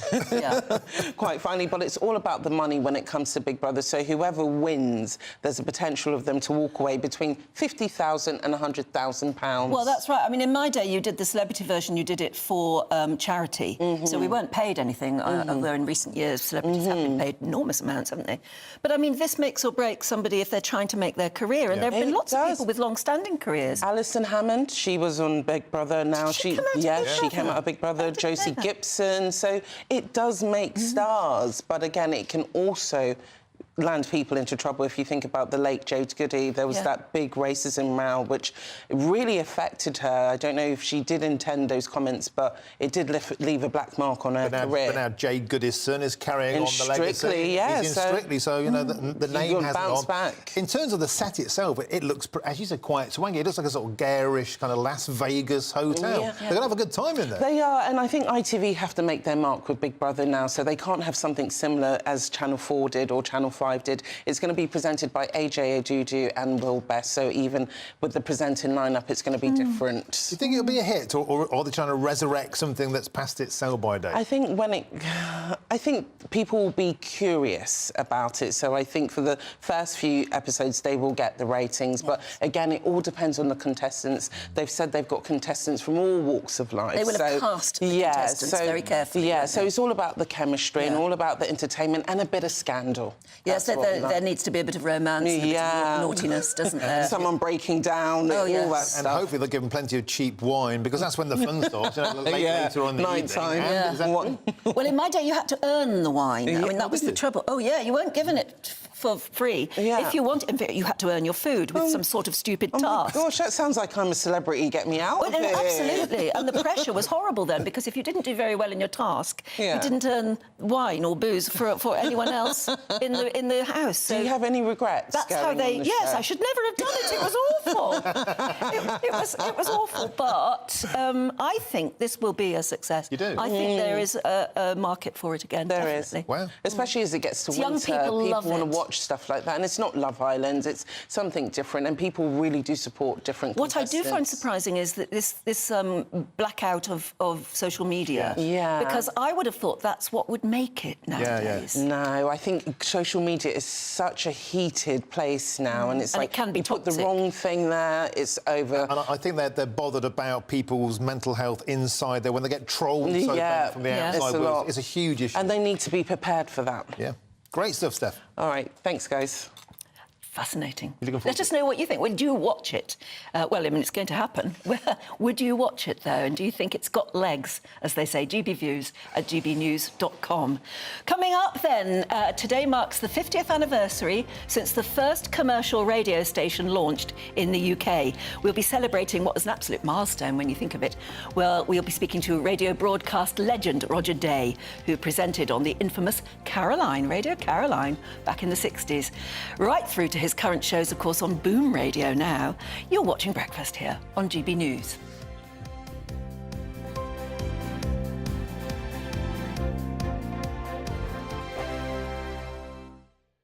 The Live Desk with me, Mark Longhurst. And me, Pip Thompson. It's here Monday to Friday on GB News. From midday, we'll bring you the news as it breaks, whenever it's happening and wherever it's happening, from across the UK and around the world. Refreshing, feisty, but with a bit of fun too. If it matters to you, we'll have it covered on TV, radio and online. Join the Live Desk on GB News, the People's Channel, Britain's news channel.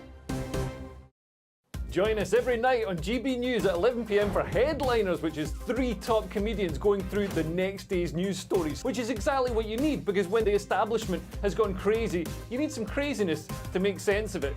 Headliners. You don't have to bother reading the newspaper. We've got it covered for you. Every night at 11 p.m. and repeated every morning at 5 a.m. We won't send you to sleep like some of the other paper review shows out there. So join us 11 p.m. every night on GB News. The People's Channel, Britain's news channel.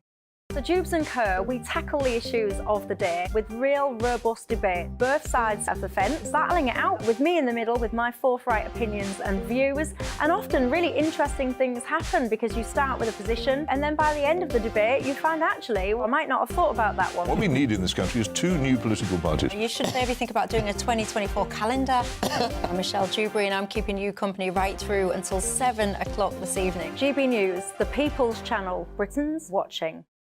People in Britain, they love free speech, but they also love fair play. I don't care if I'm speaking somebody from a trade union, from the Labour Party, somebody from the SNP. And I think the viewers like to see that actually we can challenge one another, but in a positive way.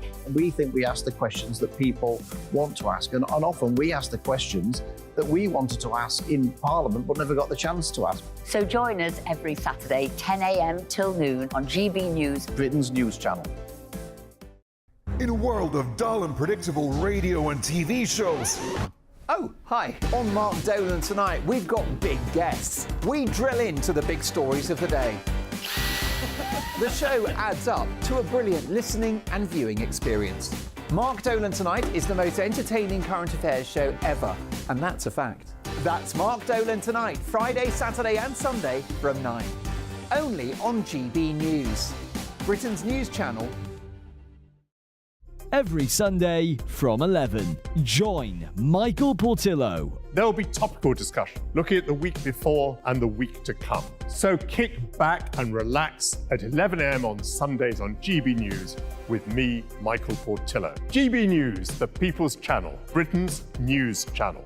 Join me, Patrick Christie's, Monday to Friday, 3 till 6. We tackle the day's news agenda like you've never seen before. It's high tempo, high octane, the most controversial topics and the best guests. You will not be able to take your eyes and ears off it. I'm not afraid to ask the questions that you really want answered. 3 till 6 p.m, Monday to Friday on GB News, the People's Channel, Britain's news channel.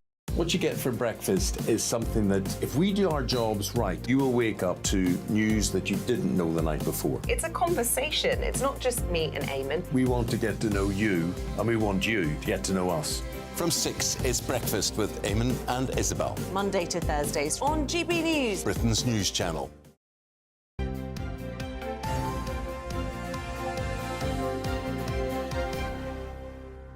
Yeah, welcome back to Breakfast, 7:35. Joining us now to go through some of the day's headlines, the editor of Susan Holder. Hello to you again, guys. We had a fantastic round last time. More of the same, please. No pressure, Suze. We're coming to you first. You'll like this one. You'll like a nice showbiz story. Corrie's set tour upsets visitors by going cashless. Yeah, it's more than a showbiz story, isn't it, really? It's about it's about the cashless society, which we're all kind of railing against, to be honest, because it makes life so difficult for people who don't have cards or don't want to use their card for every little purchase. And apparently, the Coronation Street tour, which is a tour where you can go around the set. I used to work at Granada, and they've always run this tour, and it's very popular, and it is really worth going and seeing the kind of behind the scenes of how they make Coronation Street. Yep. But apparently now, the tour itself is £35, but you can't buy anything when you're there, from a cup of tea to souvenirs, unless you've got a card. They're banning all cash. That's naughty. And the Payment Choice Alliance's person, Ron Del Nevo, has said, I don't know how he knows this, but he says that Ina Sharples will be raging from her grave. She would. Now, I've had to explain to Tom who Ina Sharples is. So I've said she's a standard kind of northern battle axe in a hairnet, so he's got the kind of imagery there. But I presume Ina Sharples I probably would. And actually, maybe a team of battle axes is what we need to defeat this kind of scourge of society. I haven't been on one of these tours, you have. Yeah. What's the demographic? Do you get quite a few older people that might not have smartphones? Yes, I think you in? would. I think it's exactly true, actually. I think the kind of people who would go on a Coronation Street tour probably would be. I mean, there's all sorts, obviously, but you probably would get quite a lot of people of pensionable age and people, you know, who just don't have those kind of... And even if you have a card, do you want to pay for a cup of tea or a bottle of water on your card? I mean, your statement is just like miles long when you do that kind of thing. Also, it's very hard to keep track of what you're doing. I don't like looking at my bank statement because it's just pub. It's a nice potted history. Yeah, that's just me. But Tom, on a serious point, you know, this kind of erosion of cash is gathering apace, and if it's reaching places as far-flung as the Corrie set tour, it's becoming something that a lot of people are feeling quite cross about. Oh, definitely. And I think it's one of those things where just because, say, the vast majority of people, at least the kind of, you know, most people can kind of bump along with this, they can adapt, whatever. There's always going to be that proportion of the population who can't. It's like a similar discussion about ticket offices at train stations and things like that. Just because it's straightforward in theory. Doesn't mean it's straightforward in practice, particularly if you're a little bit older, particularly if you work with cash day to day. There's all sorts of things which just don't get thought about when someone in a boardroom somewhere dreams up some great idea that we can go cashless. It doesn't. Well, they think it's keeping it simple, don't they? They think they're horrendous if we've got to have cash tills and have to give change and things like that. That's the bother they don't want. I love that theory about it's all so simple. It's all so simple until something goes down. Absolutely. Then nothing works. How is that simple? How is that simple? I wouldn't fancy 25 Ina Sharples desperate for a cup of tea. You know, he couldn't pay. No, but that is what we should do. We should put on our hairnets. I bet you've never heard of Ina Sharples. No, I had to have Susan. You had to Google it. Susan. Who were the I've done a big impression in the green room. Ina Sharples and Minnie Caldwell. Hilda Ogden. Hilda Ogden. Yeah, of course, Stan. Eddie Yates. I mean, Elsie Tanner was the more glamorous version of a battle axe. Absolutely. But, yeah. Golden days Oh, they of don't Corrie. make soaps like that anymore, do they? I don't know. I mean, Corrie still has quite strong women characters. Yeah. And I imagine it's great fun because you actually go to the cobbled street, don't you? And you can have your picture taken, your selfie taken outside the Rovers Return. It was on the one side of the Manchester Ship Canal. Now it's on the other because it's gone to Media City. So it's not the original that you would go to. But it still looks the part. But it is. It's obviously been recreated very faithfully with cobbles. Can you buy a beer in the Corrie bar? No, it's a set. It's not real. But if you go to the Harry Potter one, you can buy butterbeer. You can buy butterbeer. My husband saved the cobbles in the 40th anniversary live episode. Noddy Holder was the first celebrity guest they had starring in Corrie, and his role was to arrive at the last minute with a piece of paper. I don't know what the piece of paper was, but something that he could wave about, and it saved the cobbles because they were going to be ripped up. Wow! So Noddy Holder saved the Coronation Street cobbles. That's a wonderful story. Where are they now? Well, they're on the street. They're still there. But they were going to pull them up and put tarmac down instead. Nice one, Nod. Sweet. Tom, the Sunday People, a strange place I felt for Keir Starmer to give his exclusive on the opening day of the Labour Party conference, but an interesting one that's come into it. In the Mail, beg your pardon, they're having a pop, an assault on drivers. This is the theory that Angela Rayner said that ULEZ schemes won't just be in London, they will go to every town across Britain. What's the latest on this? So this story is pointing out that Labour's National Policy Forum has a proposal before it in the EVA conference, which is looking at essentially emulating what Wales has started to introduce. Yeah. So obviously they've introduced their 20-mile-per-hour limits, but also they've given themselves powers which could open up questions around kind of road charging and all of these different sorts of zones. Obviously, Mark Drakeford is very into clamping down on drivers taking money away even from new road projects. Now, this is a little bit speculative insofar as it's a proposal which makes reference to what Wales are doing, but it does raise that question, which is whilst after the Uxbridge by-election where Labour famously kind of snatched defeat from the jaws of victory on the basis of the ULEZ, it seems, more than anything else, they're in this difficult position because a lot of their other prominent politicians, particularly in devolved assemblies and elsewhere around the country, are very in favour of these kinds of schemes. Keir Starmer, at best, is trying to look both ways on this issue, as he likes to try to do on many issues. But at some point, they're going to have to take a position, and it's quite clear to me that they're probably going to be more drawn towards pleasing people in the kind of metropolitan centres, where a lot of their vote is, as well as their own politicians and representatives, and just trying to hope that people don't notice. But this is going to become such a big issue for people, particularly, as you say, it spreads out not just from London but around the country. Yeah, like here's Susan there tutting away. Sorry. Because you completely get the fact that it's fine and well to put transport policies across if you're a cyclist in Zone 1 of London, but meanwhile in the real world, where you live, you depend on your car. And the Labour Party, I think, just have had so many positions on where they're going to stand on ULEZ schemes. What do we believe? No, well, we can't believe anything. And particularly the line, he's looking both ways. Keir Starmer is, the many faces of Keir Starmer, he can look in 360 directions most of the time, I think, because he has no idea which way to jump to make the best kind of idea. And the way he ought to jump on anything, obviously, is just to say what you think and to say what you want to do and to say what your principles are. But on this, I just think they've discovered, haven't they, there's a new way to squeeze the motorist for more money. And once they've realised how much money they can make, why is anyone ever going to stop doing that. That's a real danger we're in now. £500 million Sadiq Khan is taken every year in London, and I think a lot of politicians are eyeing that and licking their lips. Well, I was with somebody last week who actually worked in Boris Johnson's office when he was Labour mayor, and when he was London mayor. London mayor, not Labour mayor, and he said there's no way they would have brought in what they brought in now, because they understand that keeping London in particular moving, or any city moving, is really the best way to actually not have congestion and to not have so much toxic air. And what actually is happening now is just defeating all of that.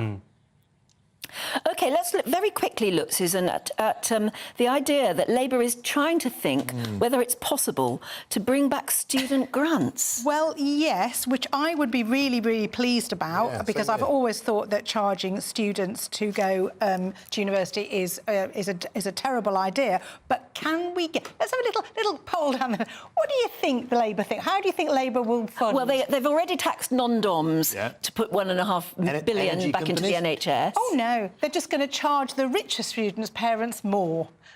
Rich with their parents? Well, richer students will have to pay more. So it says it's actually going to hit the middle-class graduates. So they're going to expect that if you've got a kind of ceiling on where your parents... Because it's all about what your parents earn, isn't it? You were always means-tested for kind of a grant in the old days. That just seems ridiculous. Well, levying a larger student loan... I shouldn't be that biased. But look, what I'm saying is I had a full grant. I came from a very working-class background. In fact, I got a National Coal Board grant on top of my full grant. I could never have afforded to go to university without a grant, and I've repaid that many, many times in tax over the years. I'm for the idea of grants for the poorest students to have equality of opportunity. Were grants always means-tested? They were. They were. I didn't get a full grant, and I was actually in a single-parent family at the time, and there was no way we met it. We met it financially. I should have got a full grant, but I did a journalism course, and they said that was actually a vocational thing that only rich people kind of did, which I could never understand. So they said, oh, because if you're choosing journalism, then you must be able to afford it. So I just went to college. I did a 75% grant and lived on it. I didn't get anything top. My parents meant to top it up, they didn't.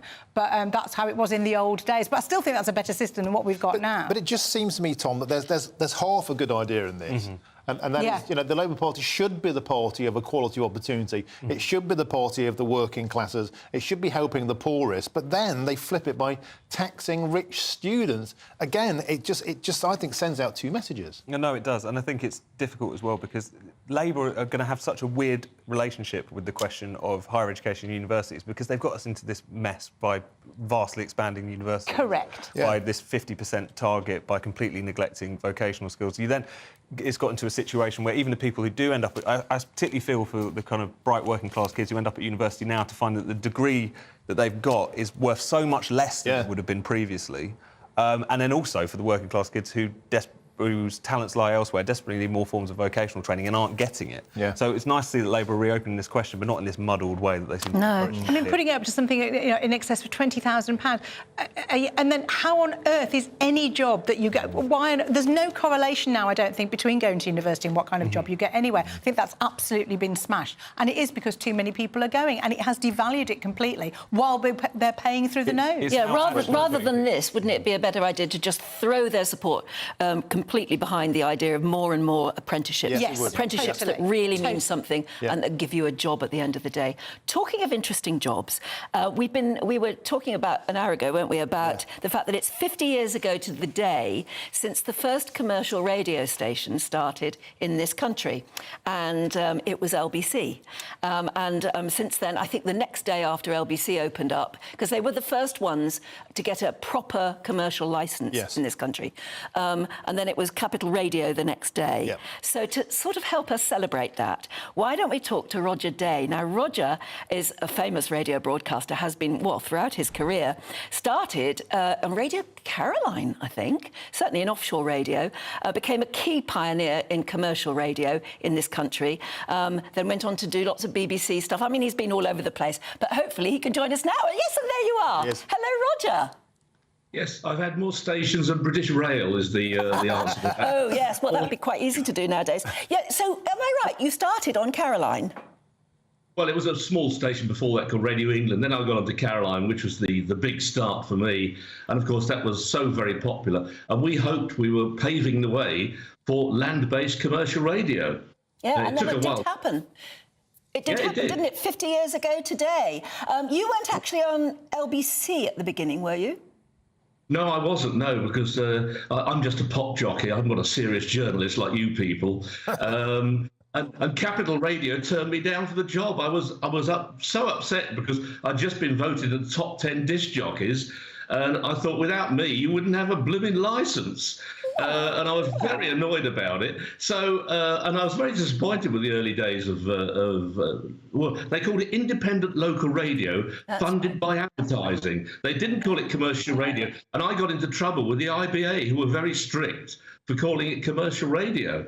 But of course, there were a lot of restrictions in those days. You could only play records for 9 hours a day, had to fill it up with chats and live music. It was a complete, and also the local butcher owned stations, you know, a bit like football, like Manchester United was run by a butcher, and now they're all run by multi-billionaires. So football like radio has changed considerably over the years. But eventually we got going, and I started at Piccadilly in Manchester, Voice 1 on air. Yeah. And that was such a fabulous station because I love being in Manchester. It's a superb place. But we had fun up there, and Philip Birch, who ran it, also ran the offshore station Radio London, Big L. So it was like a pirate on shore, really. And we were very naughty boys because we're in Manchester. There was no internet in those days, so the IBA in London had no idea what we were doing. but it was a media revolution because, of course, most of us until that point had been weaned on the BBC, which, you know, to me as a youth felt quite starchy, it felt quite controlled, felt a bit dull, to be honest. So commercial radio came along and just made it fresh, zingy, and a little bit wacky, a little bit anarchic. You didn't know what you're going to get, and that was half the fun. Oh, we did really stupid things up there. I did a marathon on air for about 3 days. And we did stupid things. We were always going out. We used to broadcast live from the football grounds. We were always doing outside broadcasts. We just related to the local population. And of course, in Manchester, you know, they hated anything coming from London, really. Although I'm a Southern Jessie, they took to me. I was a naturalised Northerner, and they loved what we did. And they used to call us Radio Manchester, which was a bit upsetting because that was a BBC station. Yeah, that's right. No, you were Piccadilly's, one of the most famous ever. You're still at it as well, though. You're on Boom Radio now. I know, the talent police haven't caught up yet. I've been getting away with it since 1966. And, yeah, Boom Radio came along, and a bit like GB News, we're broadcasting to people who felt unrepresented, you know, that thought there isn't anything speaking for us. And because I always look at you guys on a Sunday morning, I can't believe I'm actually on this programme. Oh, brilliant.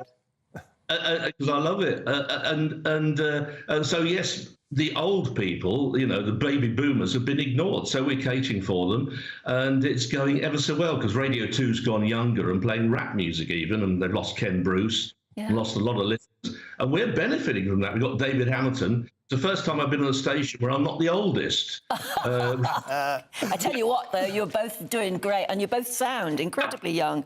It's lovely to talk to you. Yeah, Thank you so much for joining us. It's an absolute pleasure and privilege to know that you watch us from time to time, too. Yeah, super. I had a curry last night, by the way. Oh, I'm very glad to hear it. Make sure we have it for breakfast. That's the breakfast of champions, apparently. That's what Noddy Holder has. Susan's just told us. Yeah. It's lovely to talk to you. Martin, like you, my dad was a miner, so we come from similar backgrounds. Oh, good lad. Cheers. Thanks, Rog. Always a pleasure. Made of good stuff. Thank you very much indeed. Yeah, so it's LBC that started 50 years ago today. Yeah. David Jessel was the guy who presented the morning show from 6 to 9. And then at 9 o'clock, there was a show that started called 2 in the Morning. And the two were Paul Callan and Janet Street Porter. Yeah, she's still going strong. She's still going strong, yeah. And it's an interesting point, all this. Coming back to the panel now, Suze. I used to really like commercial radio when I was a kid because it just felt I didn't like to hear... I heard people that sounded like me for the first time. Yes, not necessarily the received pronunciation kind of Queen's presentation English style. and all that. Yes, the BBC was a bit posh, wasn't it, in those days? Could be. But also, I think commercial radio now must have a huge opportunity again, because the BBC have obviously rolled back so much now on their local radio programming. They're closing down so many different kind of aspects of that actually maybe there's more opportunity for commercial radio than there ever was. Yeah. And also, how good to see somebody like him, who 78 still broadcasting. Yes. Because why not? Absolutely. He got every link in. He knew that we would be talking about curry. He knew how to kind of get all the links. There's nothing wrong with his skills or his voice, as you say. And I do think a lot of places do kind of come away from that and get rid of people far too early. When they're actually that's a great point. And boom, it's a bit like going back to the cash thing. It's like there's a huge market of older people that appreciate stuff direct, and they don't want to listen to rap music. They want stuff that delivers for them. Boom's filled a slot. GB News has filled a slot. That's being cool, quick and nimble. I'm all for it. And especially the BBC forgets who its audience is in large part. Like, the people who are listening to radio in real time, the people who are watching broadcast television, skews heavily older because of the fact that, as we all know. But you would think, in terms of the programming, in terms of some of the people they're selecting sometimes, that everyone is a 21-year-old, overgrown student, effectively, and that's how they're accessing. There's loads of people. But they've got it so wrong, actually, because your 21-year-old overgrown students aren't listening to ordinary old-fashioned radio. They're on YouTube. They're watching on their devices. And they're not the they people know you what should they be want. advertising to either, because they're not the people spending the money in the areas that necessarily your advertisers want to spend. Let's hear it for the oldies. Dear Anne and Martin, says Sula. She says, we started listening to Capital Radio back in the 1970s when we were kids. Graham Dean was on breakfast. We loved Roger Scott, who single-handedly brought Bruce Springsteen over to the UK. Nicky Horn was great too, and loved that they played album tracks throughout the day. As a matter of course, it used to be a great radio station. That's the point, because it wasn't just the singles. You got the stuff that they liked around it, and you that was funny what he said about a radio station being sponsored by somebody who had a butcher's shop. Didn't Jasper Carrott have a whole routine at one point about local radio? And one of his things, we use it all the time. It's like an in-joke in our house. That one of the adverts was, because it was so parochial and local, was "Come to our dad for your chops," which is like a real local radio thing. And we say that all the time when something's kind of like a bit kind of like very, very parochial or local. We do it all that. "Come to our dad for your chops." Superb. I think we do that too. We've got a lot of adverts that tell you to go down to somewhere in Wales, and I'm always asked wherever I go, why do we have so many Welsh adverts? I don't know. Because they love us in the valleys. That's why. Anyway, should we find out what's going on weather-wise for you? Hello there, very good morning. I'm Jonathan Vautry here with your GB News weather forecast provided by the Met Office. After quite a lot of rainfall for Scotland yesterday, there is still some further rain on the cards through Sunday. This area of low pressure is still hanging around. We'll provide some heavy outbursts, particularly for the Outer Hebrides this morning, and then stretching into the Highlands, Moray, Aberdeenshire throughout the day as well. Some localised flooding is still possible at times. Generally a drier day elsewhere. There's quite a lot of cloud first thing this morning across eastern areas that will eventually burn back to the coast later on. Once any other areas of fog clear off, there'll be a decent amount of sunshine for central southern areas of England and Wales. Temperatures climbing notably above average for the time of year, towards 24, maybe 25 degrees Celsius. Into this evening, the rain across the far north will slowly begin to ease its way off, turning more showery and drizzly over the course of the night. And in this coming night, it's western areas that will see the bulk of the cloud moving its way in from the Irish Sea. Could turn quite murky along some coastal areas here. For most of us, though, a relatively mild night between 11 and 15 degrees Celsius. This cloud will linger on across coastal areas in the west throughout a good chunk of Monday. May push its way further inland across parts of Lancashire during the day as well. But generally, central eastern areas of England should see some brighter spells developing. And certainly for Scotland, it will be a much drier start to the week compared to the weekend, and a touch milder as well. 23 degrees Celsius still possible in the south. The heat there will last a little bit into the middle part of the week, but eventually a rain band will bring in some fresher conditions. Bye-bye. So hungry. Great stuff, Jonathan. OK, stay with us for the latest updates on the Israel-Gaza situation. This is What you get for breakfast is something that, if we do our jobs right, you will wake up to news that you didn't know the night before. It's a conversation. It's not just me and Eamon. We want to get to know you, and we want you to get to know us. From 6, it's Breakfast with Eamon and Isabel. Monday to Thursdays on GB News, Britain's news channel. Westminster is going around in ever-decreasing circles, followed by the media. Britain is broken. How on earth did we get into this mess? But more importantly, how do we get out of it? Join me at 7 p.m, Mondays to Thursdays on Farage, here on GB News. We will have open, rational debate. We've got to work out how Britain moves forward from this. Join us here on GB News, the People's Channel. Britain is watching. Join me, Andrew Pearce and Bev Turner, Monday to Thursday, 9:30 a.m. Who benefits from that? Not the British public. And on Fridays, join us, Tom Harwood and Ellie Costello from Britain's Newsroom. That's what you get with this show, that's fantastic. If it's happening, we're talking about it on Britain's Newsroom. GB News, Britain's news channel.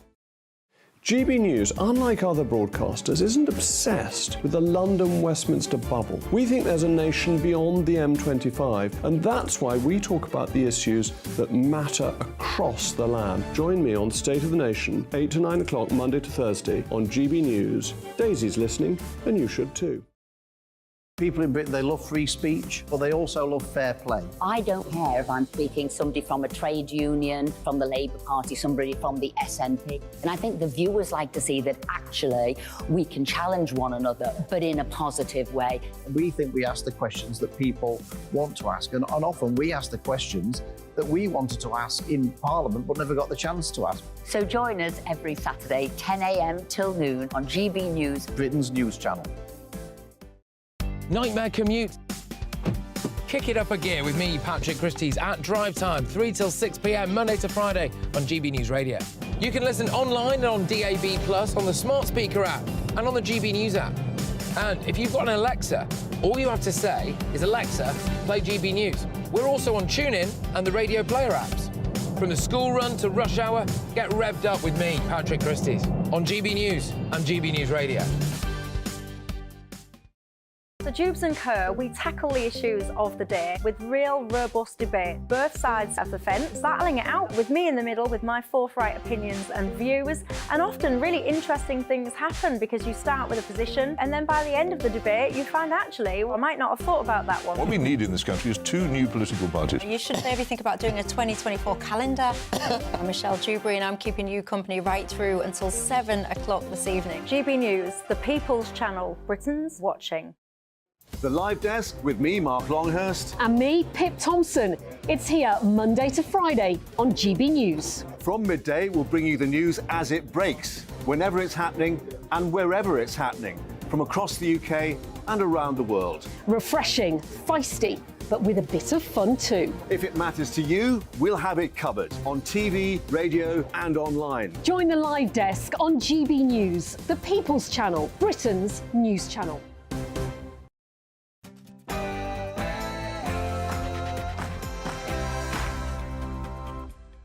Good morning. It's 8 o'clock on Sunday, the 8th of October.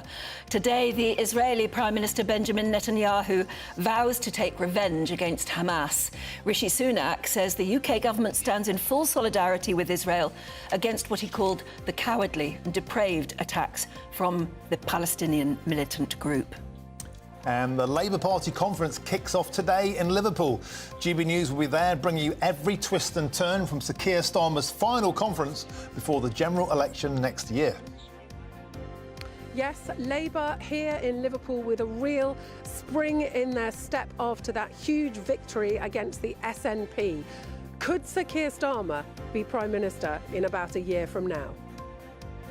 Well, the 25th National Curry Week ends today, so we're asking, are you heading out to your local curry house or making your own, perhaps, to celebrate the occasion? We'll be talking a bit later on to a wellness chef on how to spice up your life today. Every hour that's making me hungrier. Until then, Jonathan Vaughtry has all of your weather. Heavy rain continues across parts of Scotland today, whilst areas further south will once again be experiencing unseasonable warmth. Join me later for all the weather details. And Aidan McGee is here with your sport. Indeed, yes, it was a thrilling day in France at the Rugby World Cup. Scotland exited the World Cup having been schooled by irresistible Ireland. In the Premier League, we take a look ahead to Arsenal v Man City at the Emirates. Superb stuff. I'm Martin Daubney. And I'm Anne Diamond. It's lovely to be with you this morning. This is Breakfast on GB News.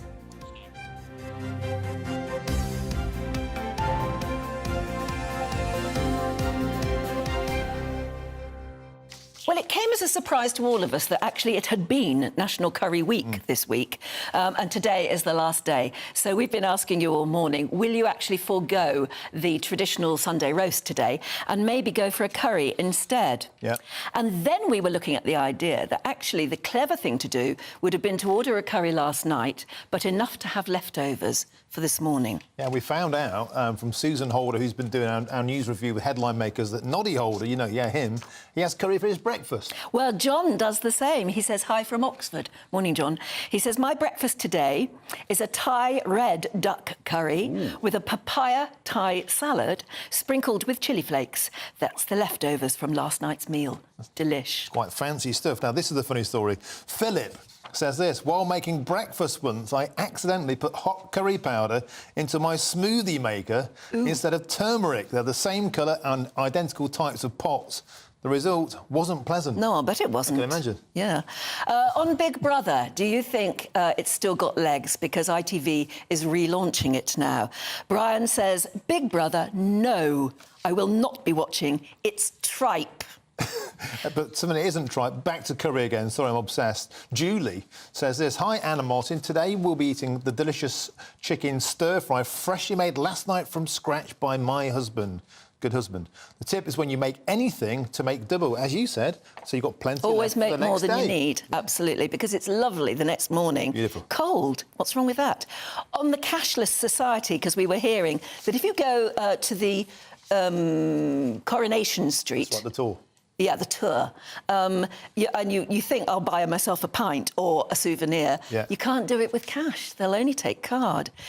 Ian says, morning, being cashless is all well and good until the technology that runs the system stops working. As an example, I went to put fuel in my car and then I went to pay. The pay system wasn't working. They were only taking cash payments. I always carry cash now for those instances where payments by card doesn't work, which happens quite often. Cash will always be needed. And I want to squeeze this last quick one in. Jill on curry. Good morning, Anna Martin. Just to say, I will be going out for a lovely Sunday roast in the Cotswolds today to celebrate my 80th birthday. Happy birthday to you, Jill. Although she does say, no curry for me today. Oh, no.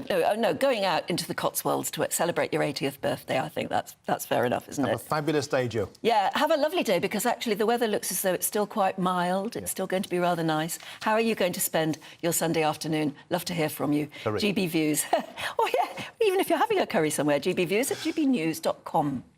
Now to more serious stuff, and the Palestinian Islamist group Hamas launched its biggest attack on Israel, with Israeli officials reporting about 2,500 rockets being fired from Gaza, as well as sending fighters across the border.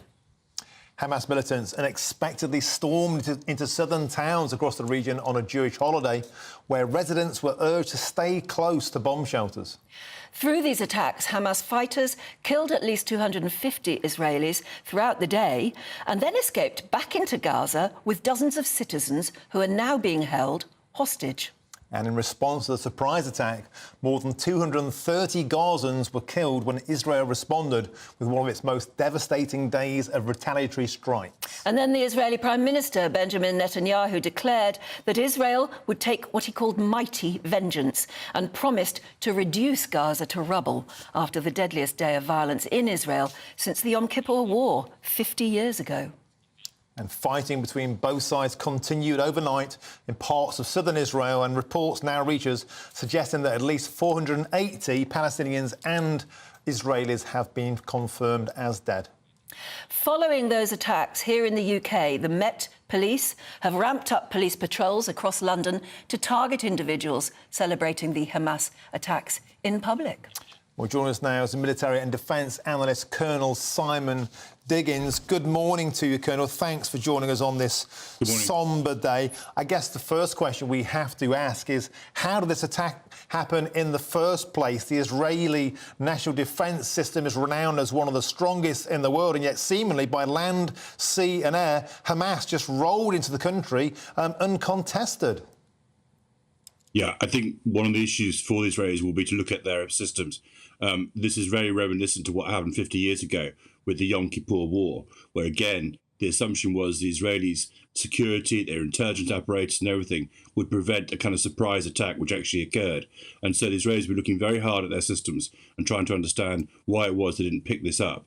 Now, why, we don't know. I mean, in terms of the analysis, there's been various indicators, conversations taking place between Iran, Hezbollah, who are, of course, one of their proxy organizations operating from the Lebanon, and Hamas itself. And there's clearly sort of exchange of information, ideas, and indeed technology. So whether the combination of all those things sort of came together for this particular occasion, it happened on the Jewish Sabbath, so it was a holiday. And it was also a holy day. So it's probably assumed that the Israeli defences, rather like Yom Kippur, would be slightly down. But there will be very detailed analysis of what it was that they missed, which led to this attack. Yes, and there surely has to be, because we, on the outside of all of this, have always believed that Israeli intelligence is second to none. And yet, as many commentators are saying in today's newspapers, it's almost like Israel's 9/11 moment. Not only has it been a terrible attack, and there are going to be rising numbers of casualties, but it just happened out of the blue. It seems as though Israel was taken totally by surprise. How can their intelligence have failed them so badly? I mean, it's very hard to work that out. I mean, as I said, there may be one of the things that I would be interesting to try and explore and to scratch away with. It's very painful for them to work it out.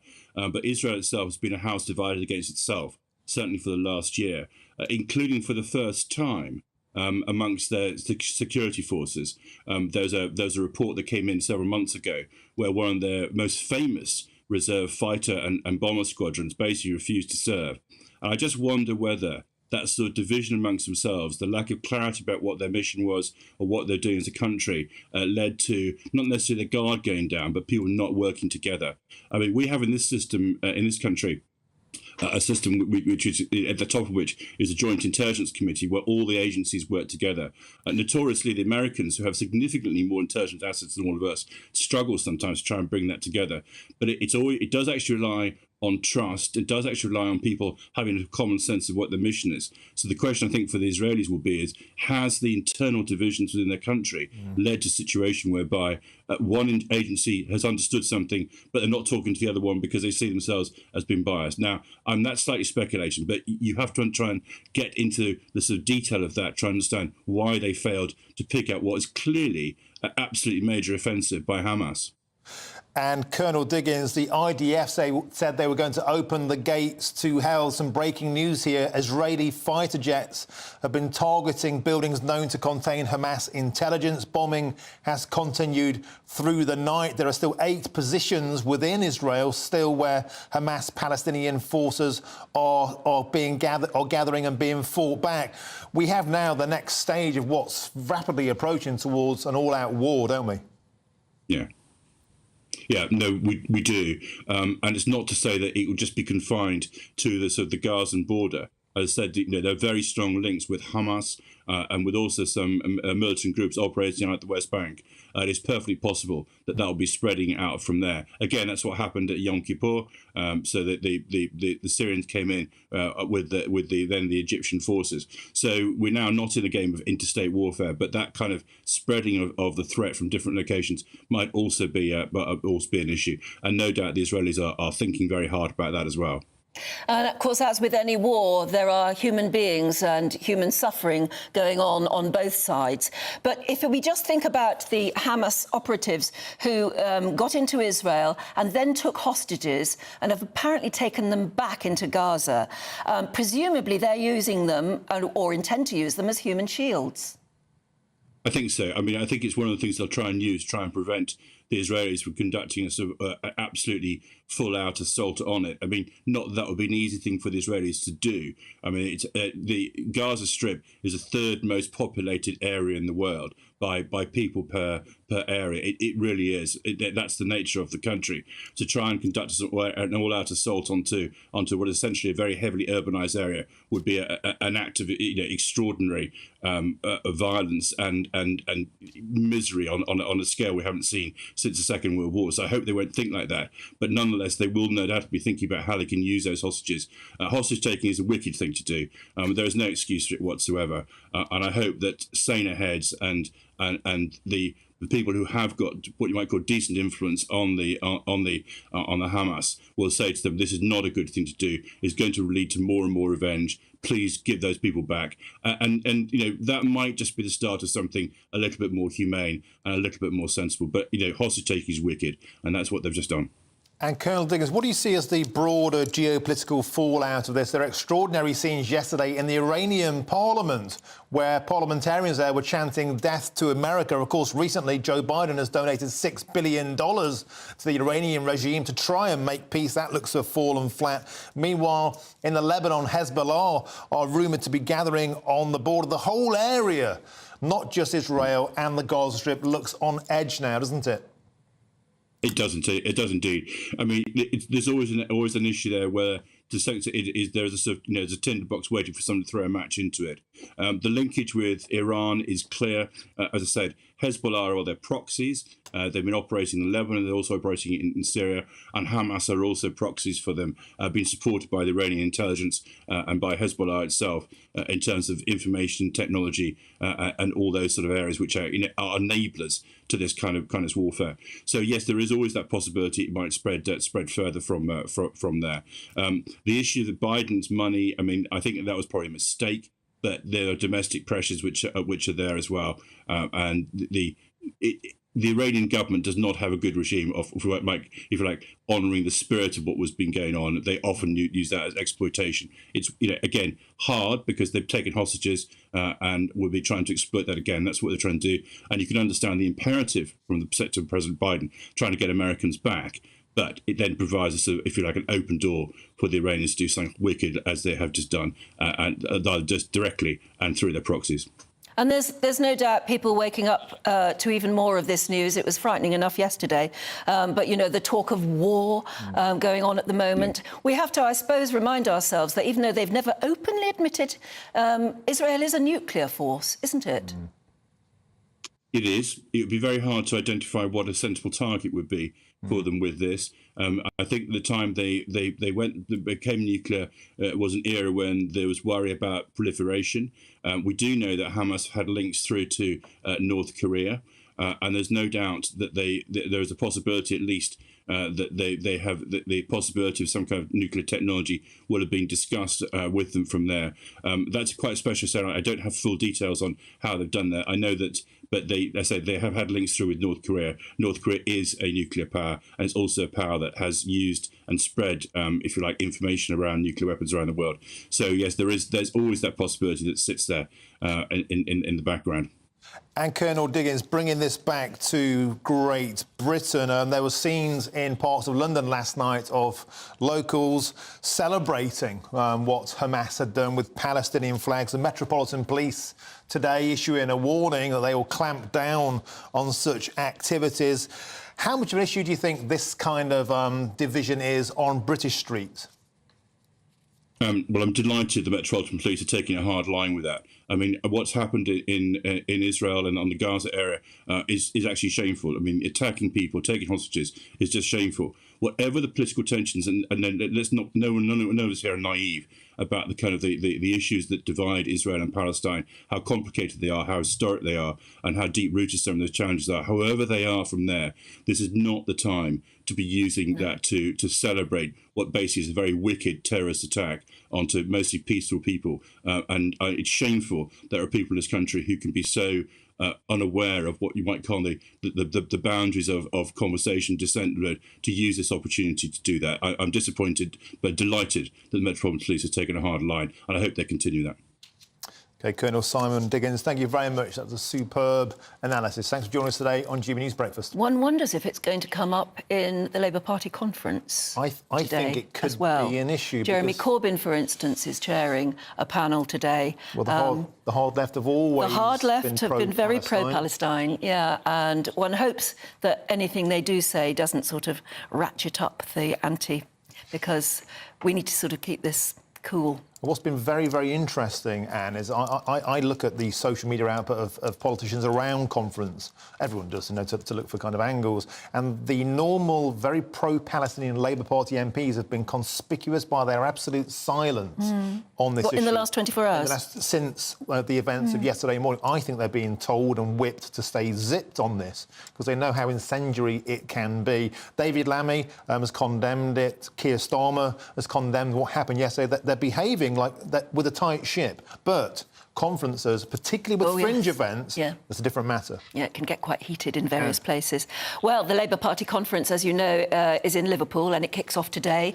And it is likely to be the last before the next year's expected general election. Yeah, Labour leader Sir Keir Starmer heads to the gathering with a comfortable lead in the polls after the party's seismic win, as they called it, in the Rutherglen by-election in Scotland this week. So what can we expect from today? Let's hear from our political correspondent, Catherine Forster, who has the very latest from Liverpool. So Labour conference kicks off today here in Liverpool with Deputy Leader Angela Rayner's speech at about 11:30. And we're expecting Labour to present themselves as the change. We heard Rishi Sunak last week rather audaciously, given the Conservatives have been in power for 13 years, saying that he was the change. So Keir Starmer's message is going to be no, Labour actually is the change. Now, of course, they're 20 points ahead in the polls. It's looking likely that Sir Keir Starmer will be our next Prime Minister, though, of course, we know things can change very quickly. But a lot of that lead is not so much that people are wildly enthusiastic about him or indeed about Labour, but really that a lot of people are very, very fed up indeed with the current government. So Labour will plan to offer their sort of positive vision for why people should choose them. So I would expect to be a lot of fleshing out of these 5 missions that Keir Starmer has mentioned, including making Britain a green energy superpower, having the highest sustained growth in the G7, an NHS fit for the future, safer streets and opportunity everywhere. Now, we've already heard some policies around the NHS, more scanners, for instance, £1.5 billion for bringing down waiting lists, and also an announcement yesterday on affordable housing. So let's see what emerges over the next few days. Here in Liverpool, we'll bring you all the latest. Catherine, thank you very much indeed. Right, let's see if we can cross now to our West Midlands reporter, Jack Carson. Hi there, Jack. Have you been taking the temperature of the locals, or at least the delegates? Yeah, certainly some good expectation in the air for Labour, of course, at this party conference. Of course, Liverpool very much a Labour heartland, a big Labour city, and Keir Starmer did actually write to the people of Liverpool before, of course, he arrived yesterday here at the Labour Party conference. Of course, he says that imagine if Labour had been in power. He said you called this city developing, driving forward, trying to take the opportunities of the future, saying that if Labour had been in power, this city would be so much stronger and so much greater. He's really trying to, of course, gee up this Labour heartland, gee up these Labour supporters, of course, who are going to be key if they are going to go out into communities and try and convince, of course, those Labour voters, if they are going to, of course, come out still for Labour, and also try and turn those swing voters to try and make him, of course, the next Prime Minister. It's certainly a big few days here at conference, of course, as he looks to set out his vision for the next Labour government, his vision for being Prime Minister. Pat McFadden, of course, is the party's now national campaign coordinator, says this conference is going to be policy rich, of course. He's had criticism, Keir Starmer, hasn't he, about changing his views on different policies and not necessarily being clear about what the Labour Party would propose if they were in government in reaction to some of the things, of course, Rishi Sunak has done. But Pat McFadden said this is going to be policy rich and really set out that vision. As you heard Catherine mentioning there, lots of policies, of course, rumoured, reported as well. That one on affordable housing announced yesterday, that's certainly going to go down well in places up here in the north, of course, particularly, of course, with affordable housing being so important to many people, particularly here in Liverpool as well. But of course, we When it comes to people, when it comes to Labour particularly, of course, there's a wide range of views across that party, as there is with any political party. So, of course, Labour really big on, of course, on their green agenda, on making Britain a green energy superpower. But, of course, we've got the People's Panel this morning that I'm going to be presenting and speaking to. One of those is one of the people on the panel this morning is a former Labour member, a member of the Unison Union as well. And he's not so keen, so sure on such a commitment to net zero. And I think maybe possibly a lot of the older generation, particularly the older Labour supporters, might well have some worries around the spending and the commitment that Labour can make to net zero, of course, with also improving things like public services around the country as well. So lots of good policy ideas that I think will go down well, particularly here in Liverpool, but also maybe some concerns from some of those older party members who are a little bit concerned about where exactly all this money is going to come from and how Keir Starmer can form a fiscally responsible government. Okay, Jack Carson, thank you for that update from Liverpool. And the thing that I think about all of this is it seems to me that Keir Starmer is winning in the polls by not really saying or doing anything. Yes, he is. It's like he's just not He's winning by default, isn't he? He's not being as bad as the other lot. And I think this is the time. A lot of people out there in GB News land who loaned the Conservatives their votes in the last general in 2019, and the Red Wall especially, will be wanting to know, show us your medals. What do you stand for? What are your policies? What about immigration? Answer the tough questions, not just the NHS and the comfort zone. Well, exactly. They're leaking out little bits today about, they're going to put £1.5 billion into the NHS. Yeah. They're going to pay generous overtime to doctors and nurses, I presume, as well, to try and do something about the waiting lists by taxing non-doms. And there are a few other bits leaking out, but nothing so far on immigration, and actually nothing so far on cost of living either. Now, he may well be saving that for his big speech. You'd hope so, because I don't think anymore they can say, we can't put our ideas out there, the Tories might nick them. Now, this is the conference before the general election. I think people now get off the fence, put it out, put it to the people and let them have a clear choice, clear points of difference. That's all voters want. All right, but give him a chance. It's only day one of the conference today and they haven't even got starting yet. But you get my point. I think voters totally feel that shows what you stand for and let us make a choice. I was just leafing through the Sunday papers and look what fell out of the Observer today. There's a whole leaflet on how to be a parent. Interesting. We were talking about that, some of the worst problems in society, and we were wondering whether it's just the fact that we don't know how to be parents anymore. Well, there's a whole leaflet on it now. Look, parenting. Which is interesting because Keir Starmer, of course, this week was telling us that we need to teach children how to brush their teeth. Yes, it doesn't go into that here, but it does go into introducing babies to peanuts so that they don't then develop anaphylactic shock or, really serious type allergies later on. Whether to breast or bottle feed, securing your digital legacy, how to look after children of absolutely every age, and then it actually goes on to how to parent your own parents. So it may be good. It's just funny that it sort of fell out, this, easy guide to parenting. And some of you out there might be sort of headbutting your desks or tables as you have breakfast, saying, we need to be taught how to be parents in the modern age. Well, maybe we do now. Maybe we do. And we also want to know how you're going to celebrate the last day today of National Curry Week. Are you going to forego a traditional roast at lunchtime and maybe go out for a curry instead? Yeah, I'm having Ruby today. I think I might too. Yeah. Shall we have a look now at some of the other news stories coming into the newsroom for us today? And some parts of Scotland saw, can you believe, a month's rain in just 24 hours, with danger to life warnings continuing over the weekend. Police Scotland confirmed 10 motorists were airlifted to safety after they were trapped near Inverary in Argyll and Bute. Train services were cancelled and motorists were advised to delay travelling if possible. And Wilko is set to shut the doors of its last high street shops for the final time as the collapse of the 93-year-old retailer comes to a sad close. The discount hardware and furnishing chain has been shut in its 400 UK stores over the past month after tumbling into administration in August. It will bring to a close one of the largest high street failures in recent years, with almost all of Wilko's 12,500 workers being made sadly redundant. And a significant quantity of what's thought to be cocaine has been discovered off the coast of Dorset and Hampshire. The National Crime Agency is investigating after a fisherman discovered holdalls containing hundreds of kilos of powder in the sea off Purbeck, and then more washed up on a beach on the Isle of Wight. They say the Class A drugs would have originated in South America. the Isle of Wight lines. The Prince of Wales has told young environmentalists they must think big and dream bigger if we are to protect the Earth. In a foreword to a children's Earthshot prize book, William says that when he was a child, some people refused to believe climate change was even happening. The new children's book aims to inspire young people to develop their own ideas to help the Earth.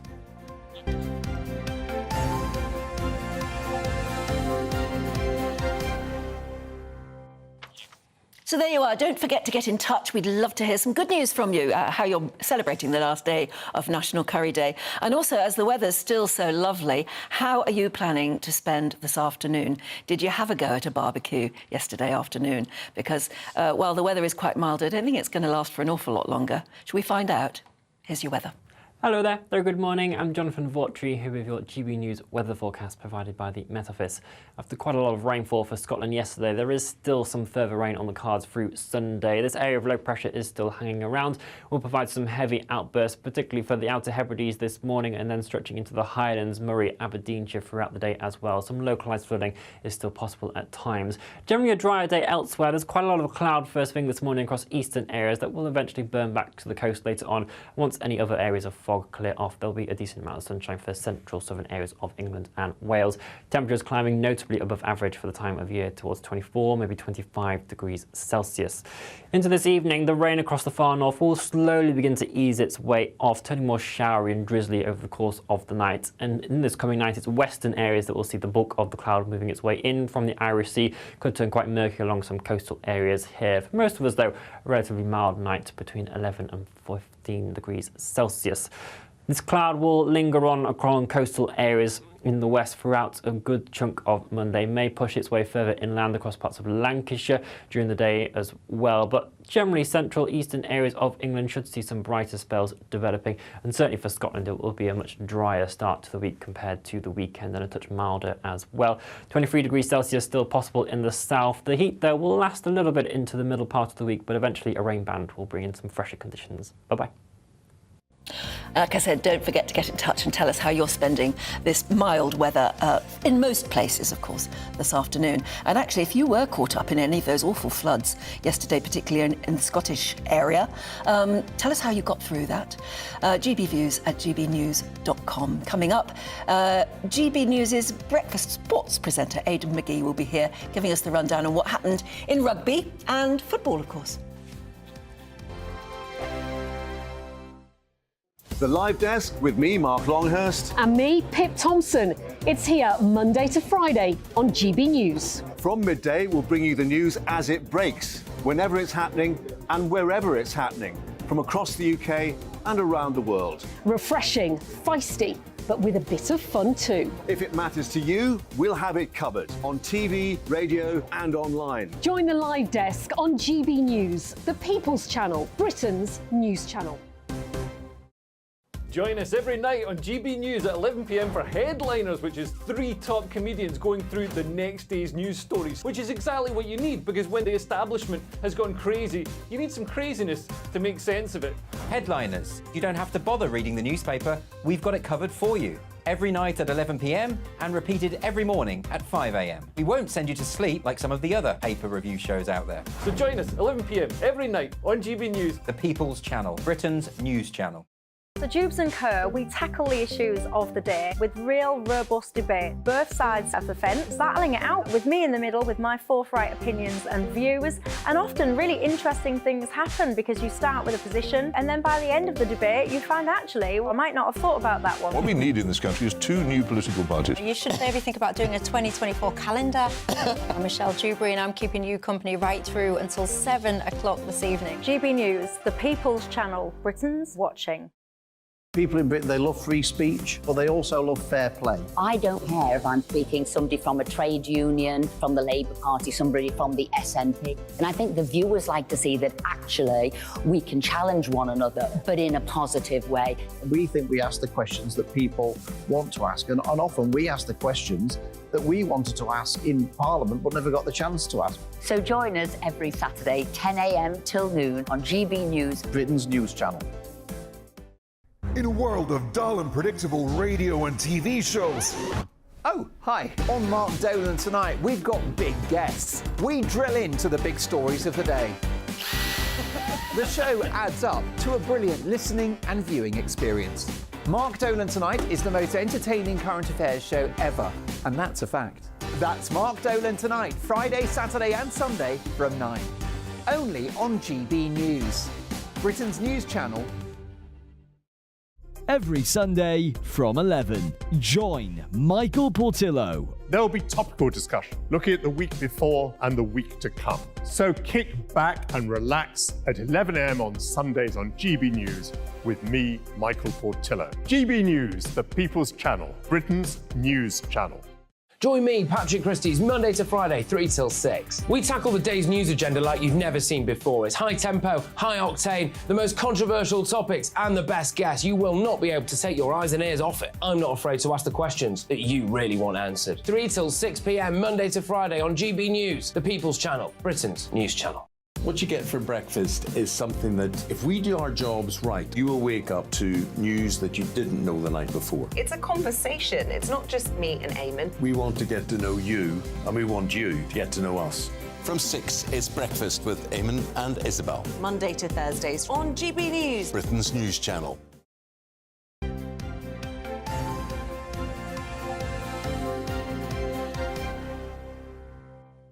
Welcome back. You're watching and listening to Breakfast with Anne and Martin. That's somebody coming in for a curry. Now it's time to go through all the latest sports news. Aidan McGee is back in studio. We've talked a lot about rugby so far this morning. Looking ahead, 4:30 this afternoon. Tottenham, briefly top of the table. Man City, Arsenal, the big one. Well, look, you say briefly. I mean, it's possible they could stay there depending on the result from later today. But this is a real clash of the Titans. 4:30 at the Emirates. Arsenal versus Manchester City. Now, psychology, Martin, as you know, in sport is extremely important. Arsenal have to somehow get past their nemesis Manchester City if they're to make any inroads into progressing towards challenging for the title. And not just challenging, maybe even think about actually winning the thing. The only problem is that they've lost their last 12 league meetings at home and away against Manchester City, and they've taken some real chastening scorelines in that, been on the receiving end of some very chastening scorelines in that time. Last season, for example, 3 times Manchester City dispatched Arsenal. We thought for all the world until at least about April that Arsenal were going to win it. Everything had fallen into place with them. They were getting results they needed. But again, they came up to that hurdle of Manchester City. They lost 4-1 at the Etihad, couldn't do it. What's interesting here, the dynamic off the pitch as well. It's been spoken about before, but Arteta, the Arsenal manager, Mikel Arteta, was the assistant manager to Pep Guardiola at Manchester City for a number of years, having known each other from their time in Spain much earlier in their career. Guardiola was asked in his press conference a couple of days ago, he said, is it true that he's just a mini-me of you? Is he just a smaller version, a prototype of you? And Guardiola said, absolutely not, because I dress much better than him, so how can that be? So we'll get a look at their outfits later on today. But, I mean, Arsenal are unbeaten. Manchester City were beaten at Wolves last week, but Manchester City are ahead by a point, and you just think that when City get a few players back later in the season, maybe they might click into gear. But if Arsenal are going to make any kind of challenge this season and sustain it, they're going to have to win games like this. And today will be a great point to start at. But a shock loss for Man City in their last outing. Yes. Will that affect their psychology, or will it just be business as usual? Well, look, no team apart from Arsenal in the history of the Premier League back in 2003-04 has ever gone through a season without losing one game. So it's not uncommon for City early in the season to lose the odd game here while they're... Don't forget, they lost players in the summer, so there's a period of adaptation as they kind of juggle their options and see what they've got, and also they have to manage injuries as well, don't forget. So I don't expect... I think given how big this match is, I think they'll go into it with having had a little bit of a reality check next season. I think City are going to be too good for Arsenal on the day, and I'll take them to win 2-1. I'd like to bring Nottingham Forest into this. Played last night against Crystal Palace. A bit of a boring game of the day, wasn't it? It wasn't a bore draw. It was a little bit boring. But the bottom of the table already, Aidan, is starting to feel like squeaky bum time for a lot of teams already. There's only 3 points there between all of those clubs. So we can't forget, again, Luton, they lost yesterday to Tottenham. They missed a sitter of a goal. It could have been 1-0 up. They look for every episode like dead men walking. Yeah, possibly. But then I've been looking at the teams who came up from the Championship, and they look weaker than they've looked for a long, long time. Not since 1997-98 have we seen every team that came up and go down immediately And I think that there's a chance that could happen this year. And I wonder whether it's because of the finance, because Luton Town, for example, have not been in the Premier League before in their history. So is the incentive for them to come up to the Premier League, don't gamble everything on staying up, but even if you add just modest additions to the side and take the £100 million and offer for finishing bottom, maybe the Premier League has created this problem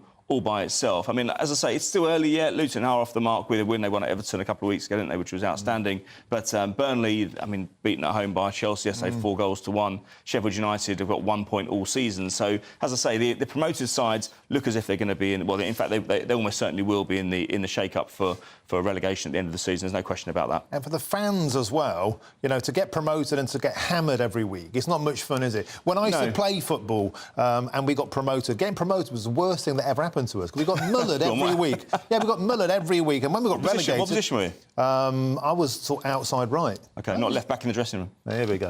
Yeah. It's an old joke, that one. Sorry. You may have heard that one before. But the fact of the matter is, what I'm saying is, take the money and run and go down and enjoy it. Maybe it's not the worst idea in the world. Well, no, it's not. But what clubs tend to do is they go down, they recalibrate, they reassess, they maybe go down with it and try and go up again from a position of a stronger position, basically. So Norwich City, for example, went down, they built a training ground. And that means they can attract better players. It means they can boost their youth system and do all kinds of infrastructure issues that need to be resolved. So, as you say, there's, it's possible you can go down with fighting. Sometimes it's better to just take the money. Take the money and run. Yeah, on that point, Aidan, take the money and run. It's been superb, mate. Thanks for coming in. Good to see you both. Yeah, thank you. Do stay with us because it's our headline makers coming up next. And I think you'd be surprised by at least one of the stories we'll be covering. For instance, how fast do you think Freddy Flintoff was going when he was driving that car on top gear, which resulted in the terrible crash, which frankly nearly killed him and has probably killed off the programme? How fast do you think he was going? We'll tell you in a few minutes.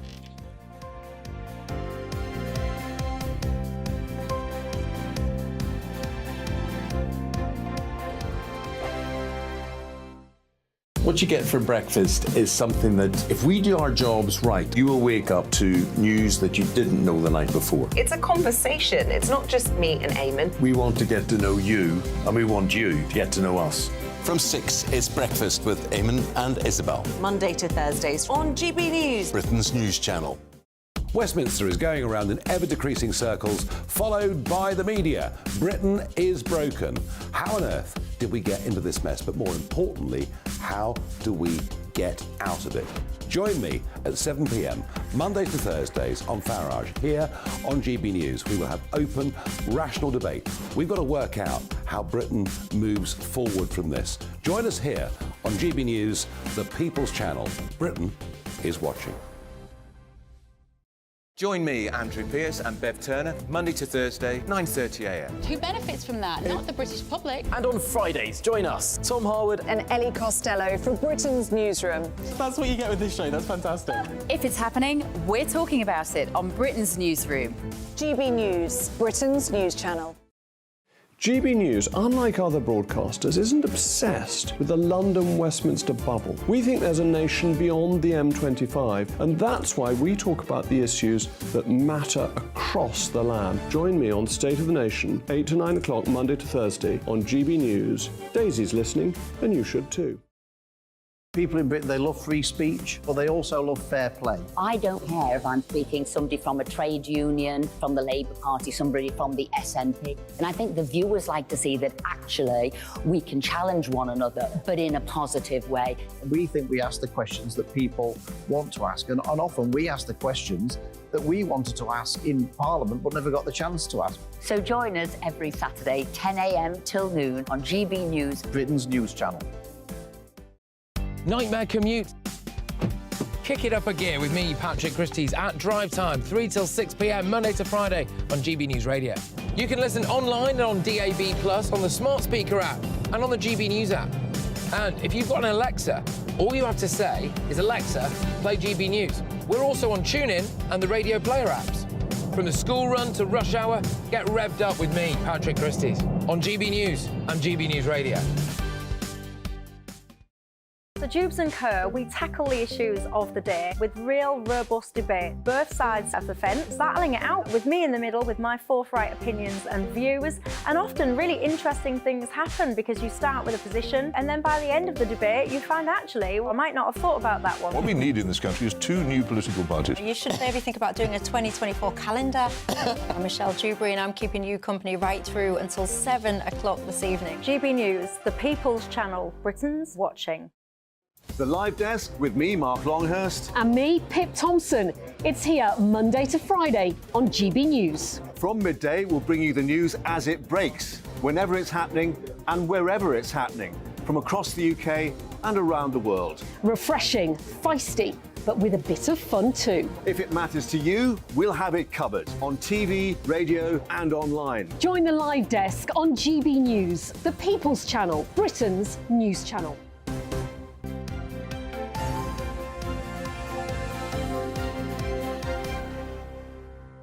Welcome back. It's 8:41. You're watching and listening to Breakfast with Anne and Martin.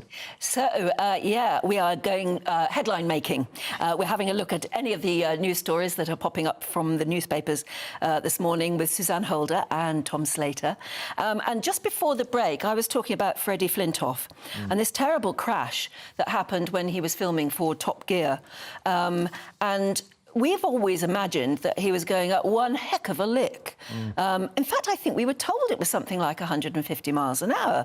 Susan, but in the Mail, it's giving us a different story. It is. It's saying he actually, the accident happened when they were going at 22 miles per hour, which is quite surprising. But it has been about 9-10 months since this accident, and nobody's seen anything of Freddy Flintoff for quite a while, till quite recently. Yeah. And clearly, when he was pictured, you can see that I think half of his face has been very paralysed. He's had lots of operations. But the story here and the details that I've seen says that the car he was in didn't have a roof. It did have like a halo thing, but he was dragged along the tarmac on his face.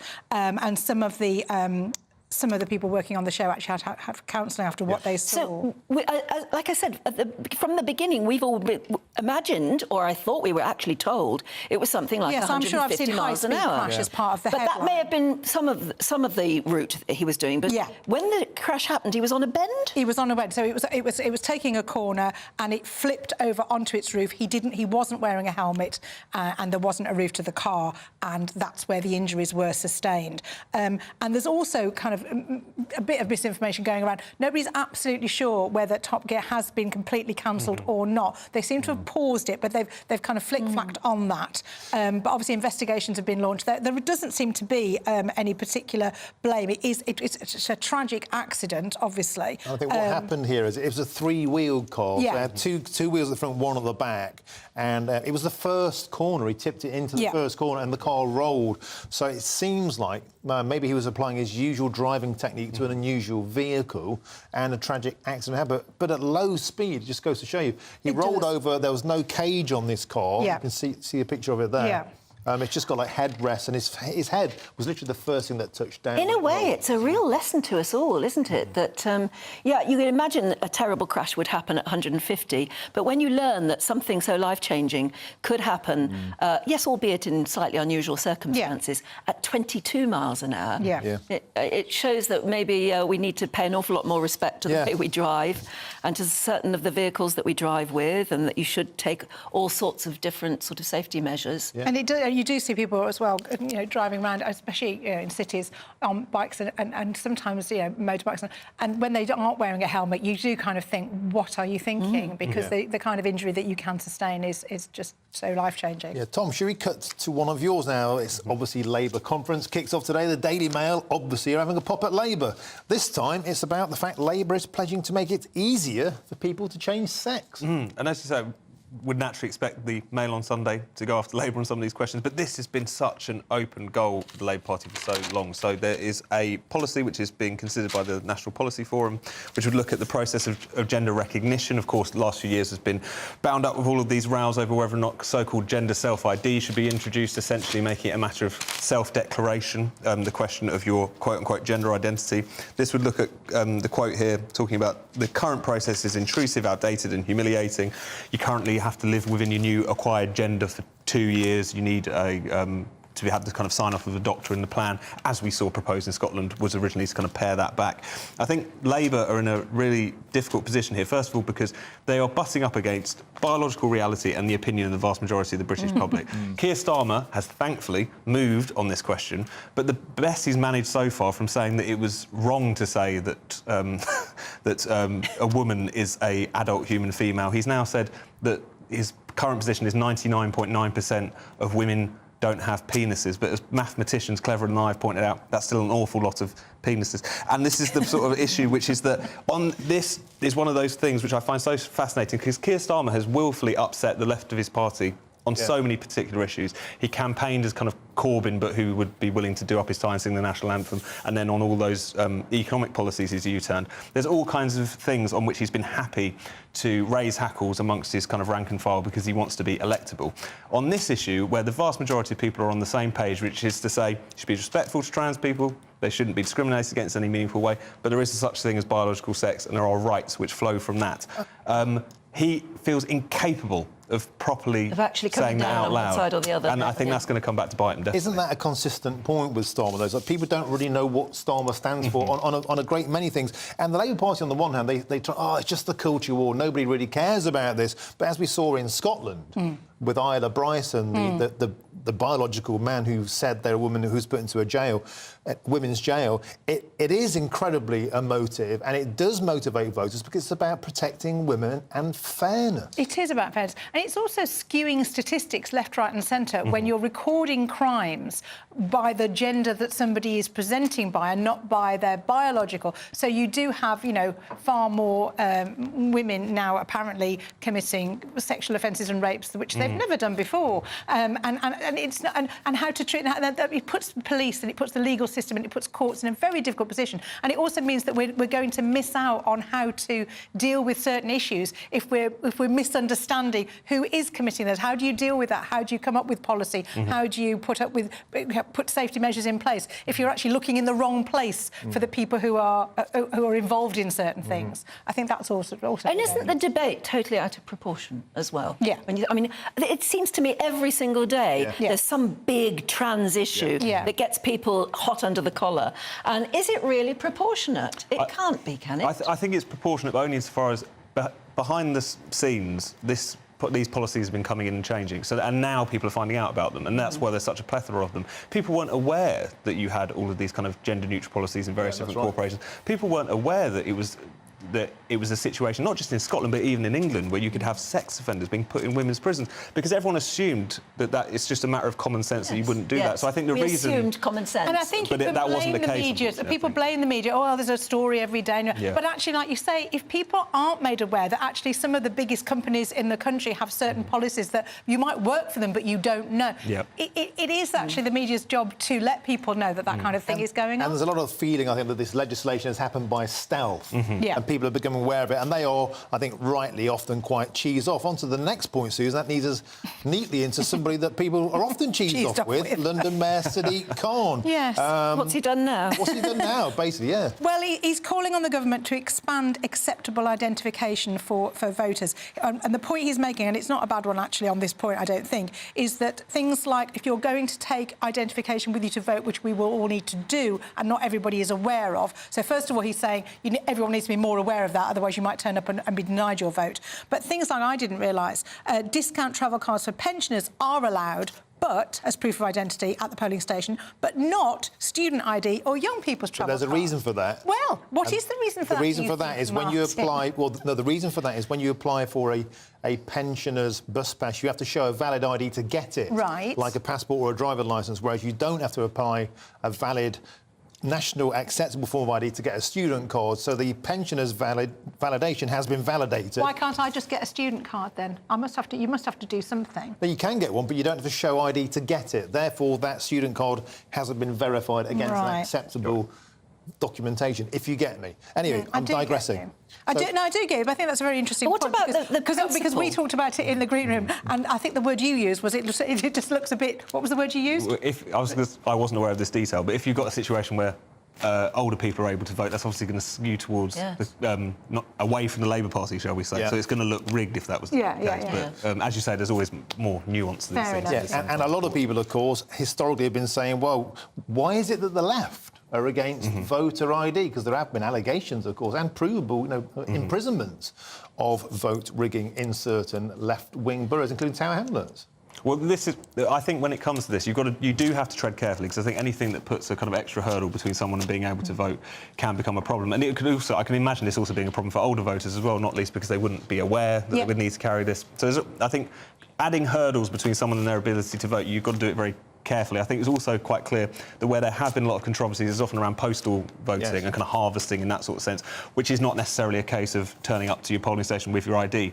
That being said, I think it's as long as these rules if we are to have these rules, they have to be enforced in as even-handed and proportionate a way. And also just to make sure everyone knows about them, because you wouldn't want to be in a situation where people are turning up expecting to vote and can't. That would be a real problem, definitely. OK, Tom, tell us very quickly why the price of a pint is getting out of proportion again. It is. Essentially, it's just overheads for publicans at this point in terms of both their energy bills, which are still a lot higher than they were historically, as well as rents and so on. So we're getting to the situation now, according to the Office for National Statistics, I didn't know they looked into this, but I'm glad that they do, the typical cost is already at £4.62 per pint, and it's looking like it's going to top £5. And it's one of those things where you think... That's barely believable. Especially if you think about how many thousands of pubs have been closing over the course of the past 10, 15 years, kind of post-smoking ban. They're really under the cosh anyway, and now all of this situation where they have been struggling to compete with the supermarkets and the retailers and whatever, and we're going to be in real trouble if these things kind of get completely out of hand, and it's something which it's difficult to see where that kind of allowance is going to be made for. You know, they freeze beer duty all they like, but at the same time, these prices are still incredibly high. Yesterday, I bought a pint of beer at Paddington Station. Guess what I paid for a pint of lager? £8. No, £6.50. I was so angry, I drank it. They got another one. Very, very quickly, we must get this in, Susan. Why do people who earn more money, why are they more likely to cheat on their partners? Well, I don't know why it is, although we could all probably have a guess, but apparently statistically it is true that if you earn more money as a man, you are more likely to cheat, but if you are a lower paid woman, you're more likely...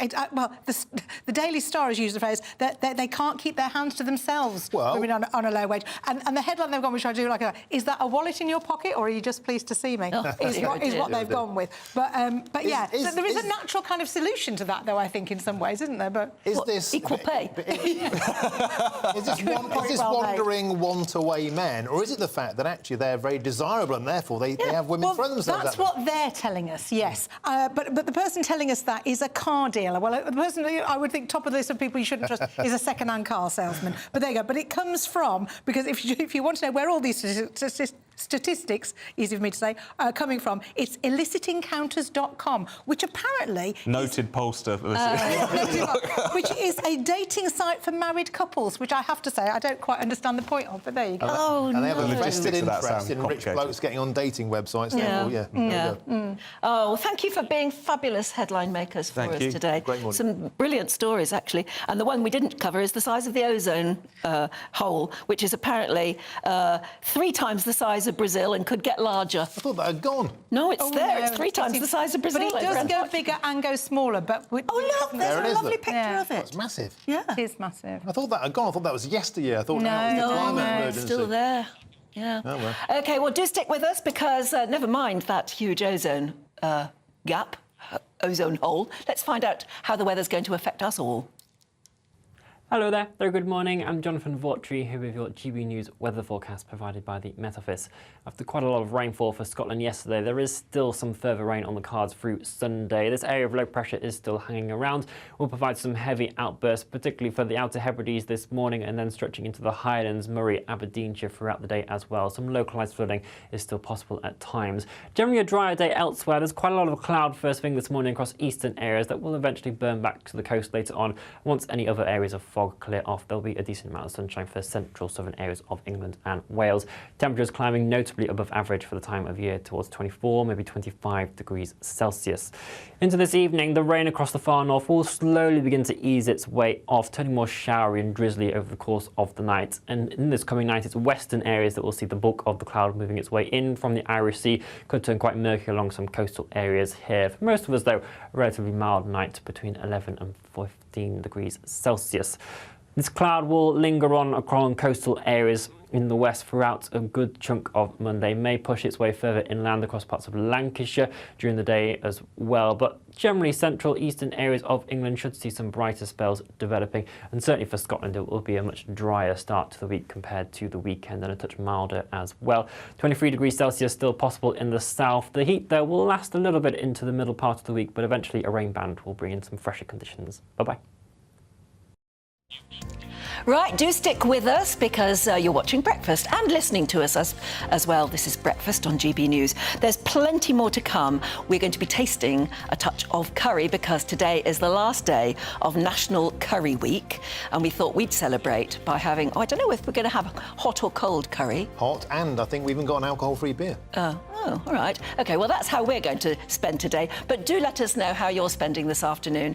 In most parts of the UK, as you just heard there, it's fairly mild still. Maybe it's time to try a taste of curry. The Live Desk with me, Mark Longhurst. And me, Pip Thompson. It's here Monday to Friday on GB News. From midday, we'll bring you the news as it breaks, whenever it's happening and wherever it's happening, from across the UK and around the world. Refreshing, feisty, but with a bit of fun too. If it matters to you, we'll have it covered on TV, radio and online. Join the Live Desk on GB News, the People's Channel, Britain's news channel. Join us every night on GB News at 11 p.m. for Headliners, which is 3 top comedians going through the next day's news stories, which is exactly what you need, because when the establishment has gone crazy, you need some craziness to make sense of it. Headliners. You don't have to bother reading the newspaper. We've got it covered for you. Every night at 11 p.m. and repeated every morning at 5 a.m. We won't send you to sleep like some of the other paper review shows out there. So join us 11 p.m. every night on GB News. The People's Channel, Britain's news channel.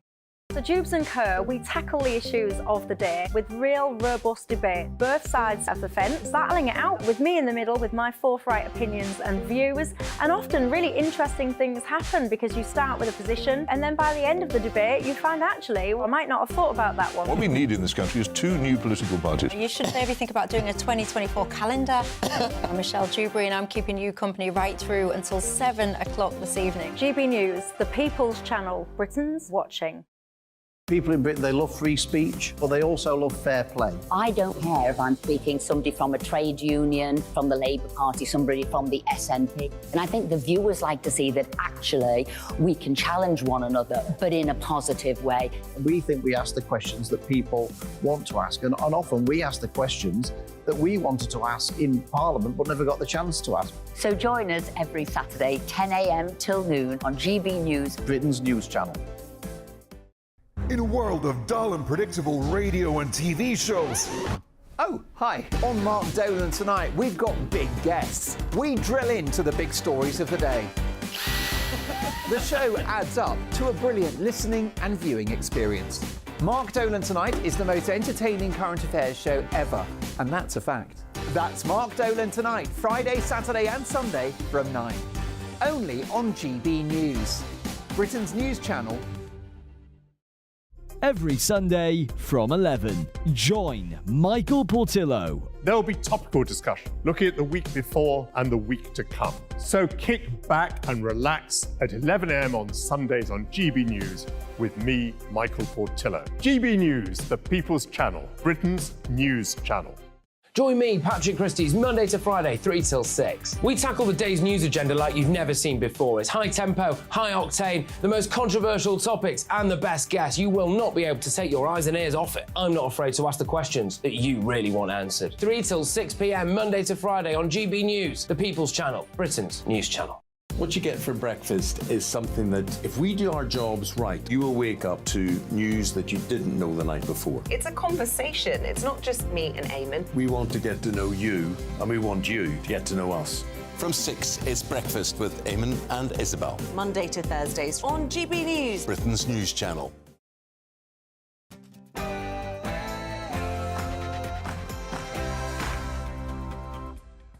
Good morning. It's 9 o'clock on Sunday, the 8th of October. These are the stories we've been covering for you this morning. And the Israel Prime Minister, Benjamin Netanyahu, has vowed to take revenge against Hamas. Meanwhile, our Prime Minister, Rishi Sunak, says the UK government stands in full solidarity with Israel against what he said was a cowardly and depraved attack from the Palestinian militant group. This is what Middle East security analyst Seth Frantzman told us earlier. The terrorists were able to penetrate at 29 different locations, apparently. So it was a huge and unprecedented attack, and it does appear to be a huge lapse in security. I mean, there are a lot of civilian communities along the border, but those communities have faced threats, since the 1950s. So this is a known quantity, this kind of threat. And the Labour conference kicks off today in Liverpool. GB News will be there bringing you every twist and turn from Sir Keir Starmer's final conference before the general election next year. Yes, Labour here in Liverpool with a real spring in their step after that huge victory against the SNP. Could Sir Keir Starmer be Prime Minister in about a year from now? And as the 2024 US election looms closer, Donald Trump has been campaigning in Iowa. Earlier, we spoke to Chair of Republicans Overseas, Greg Swenson, who discussed the main priorities for Americans and the harm caused to the economy by the Biden administration, as he put it. And you bring up a great point, Martin. Usually Americans, in terms of elections, don't really, foreign policy doesn't rank at the top. But the economy has been really damaged by Biden's policies, specifically by those policies, and some wonder if he did it on purpose. Why would you do this when you know that you're going to have inflation from reckless spending? And of course, all eyes are on this October heat wave. Jonathan Vaughtry has your weather. Heavy rain continues across parts of Scotland today, whilst areas further south will once again be experiencing unseasonable warmth. Join me later for all the weather details. Yeah, good morning. I'm Martin Daubney. And I'm Anne Diamond, and this is Breakfast on GB News.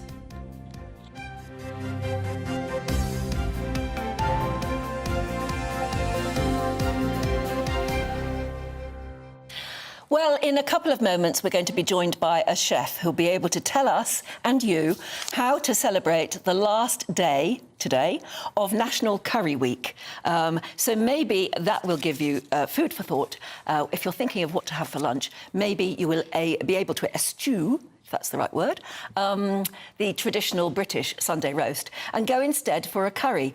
Or maybe you're one of the many people who's got in touch and said, well, actually, I had a curry last night and still got some left over, and you're actually having it for breakfast right now. See, I feel quite vindicated that other people do that, because whenever I sort of tuck into last night's leftovers, which I really like to do, I feel a bit kind of dirty doing that, like it's a wrong thing to do. Oh, no, I've always loved doing that, yes. I think it's a treat if you come down the next morning into the kitchen and you realise you didn't finish off what you had last night and there's something really nice already cooked for you. And it was a joy earlier on. We had Sue's Holder doing the newspaper review, and we found that Noddy Holder, that Noddy Holder, he likes cold curry for breakfast, although she says she doesn't let him have it in bed. No, maybe that's not the right place to have it. But whatever you're having for your breakfast as you watch us this morning, have a great day, won't you? There's a lot of serious news about, as well, of course, the Palestinian Islamist group Hamas. Of course, as you know, this time yesterday, we were telling you, launched a huge attack on Israel, almost out of the blue, with Israeli officials reporting about 2,500 rockets being fired from Gaza, as well as sending fighters across the border.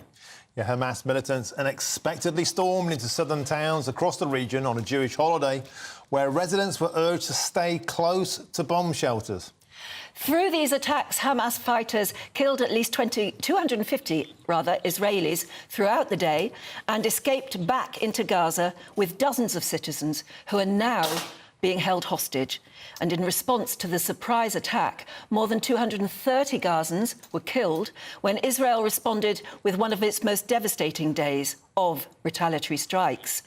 The Israeli Prime Minister Benjamin Netanyahu declared that Israel would take mighty vengeance, as he called it, and he promised to reduce Gaza to rubble after the deadliest day of violence in Israel since the Yom Kippur War 50 years ago. Yeah, fighting between both sides continued overnight in parts of southern Israel, and reports now suggest that at least 480 Israelis and Palestinians have been reported as dead.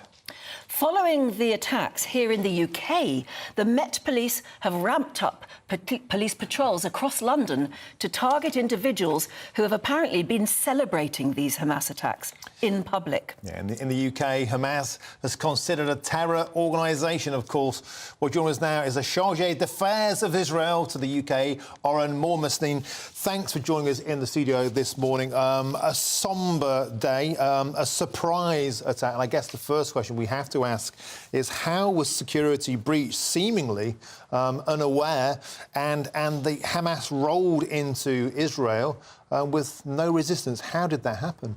Thank you, Martin. Thank you, Anne, for having me here this morning. Yesterday, Hamas opened war on the State of Israel, and it chose to do so in a religious holiday while people were making their way to synagogues to pray. And it chose to do so after a period in which Israel tried to de-escalate the situation and tried to make the lives of people in Gaza better. But this time, this war is different. This is a different war. This war is in our streets. Hamas terrorists infiltrated our towns, our villages, our homes, trying to shoot down elderly people, women, children. And you know, so often, and we can discuss those as well, we discuss the geopolitical strategic situation. With your permission, this morning, I want to share also the small stories that make up the big story. An Israeli family in their living room in a village. This is on video. And they've got terrorists inside their living room. And you can hear the shouts. The terrorists are shouting at the people. You can hear a little boy crying. Mommy, what are they going to do to us? Another video. This video, you can see an Israeli teenage girl. She's been dragged in the streets of Gaza. Terrorists are pulling her by her hair. Thank you. I can see it moved. No, you know, you can see this girl, and she has blood all over her body, grabbing her by her hair, and the terrorists shove her into a car, and her eyes, petrified eyes, thinking what they're going to do to me.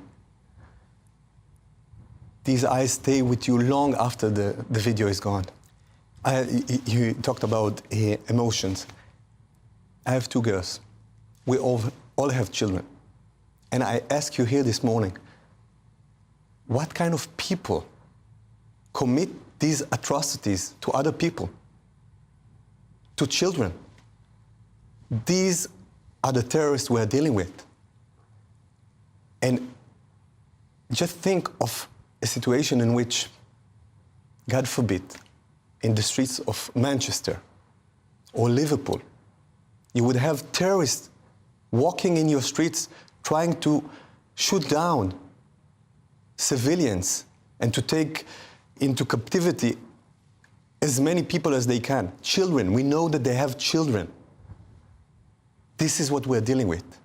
Oren, can I just ask, we know that in the situations you've just described, people have been taken, children have been taken as hostages back into Gaza to presumably be used as what we call human shields.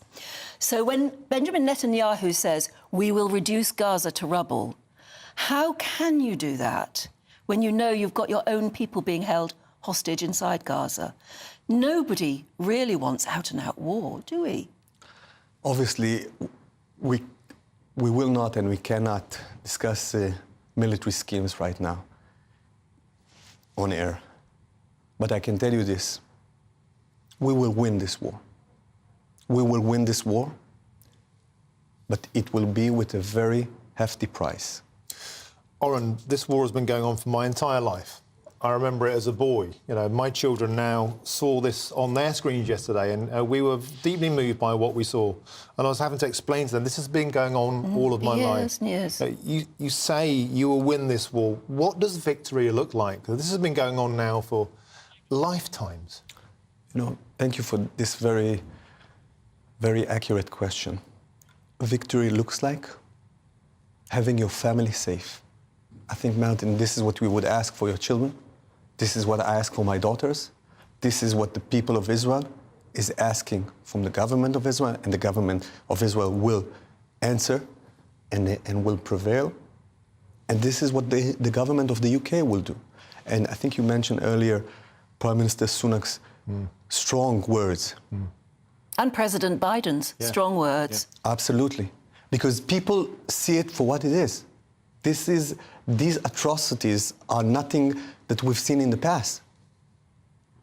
So, yes, a victory will be removing the threat of Hamas and allowing our families to live in peace and quiet.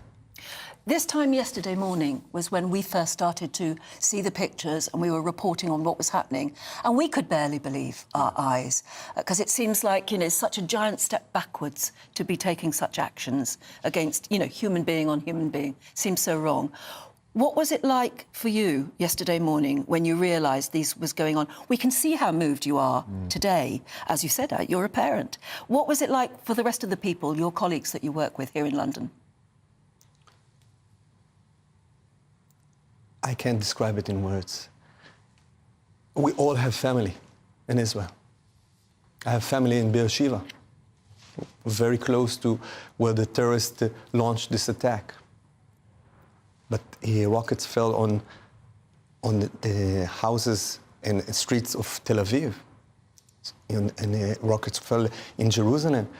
So we are all struggling with this, but we are united in the sense that this is a war that we must win in, and we will win.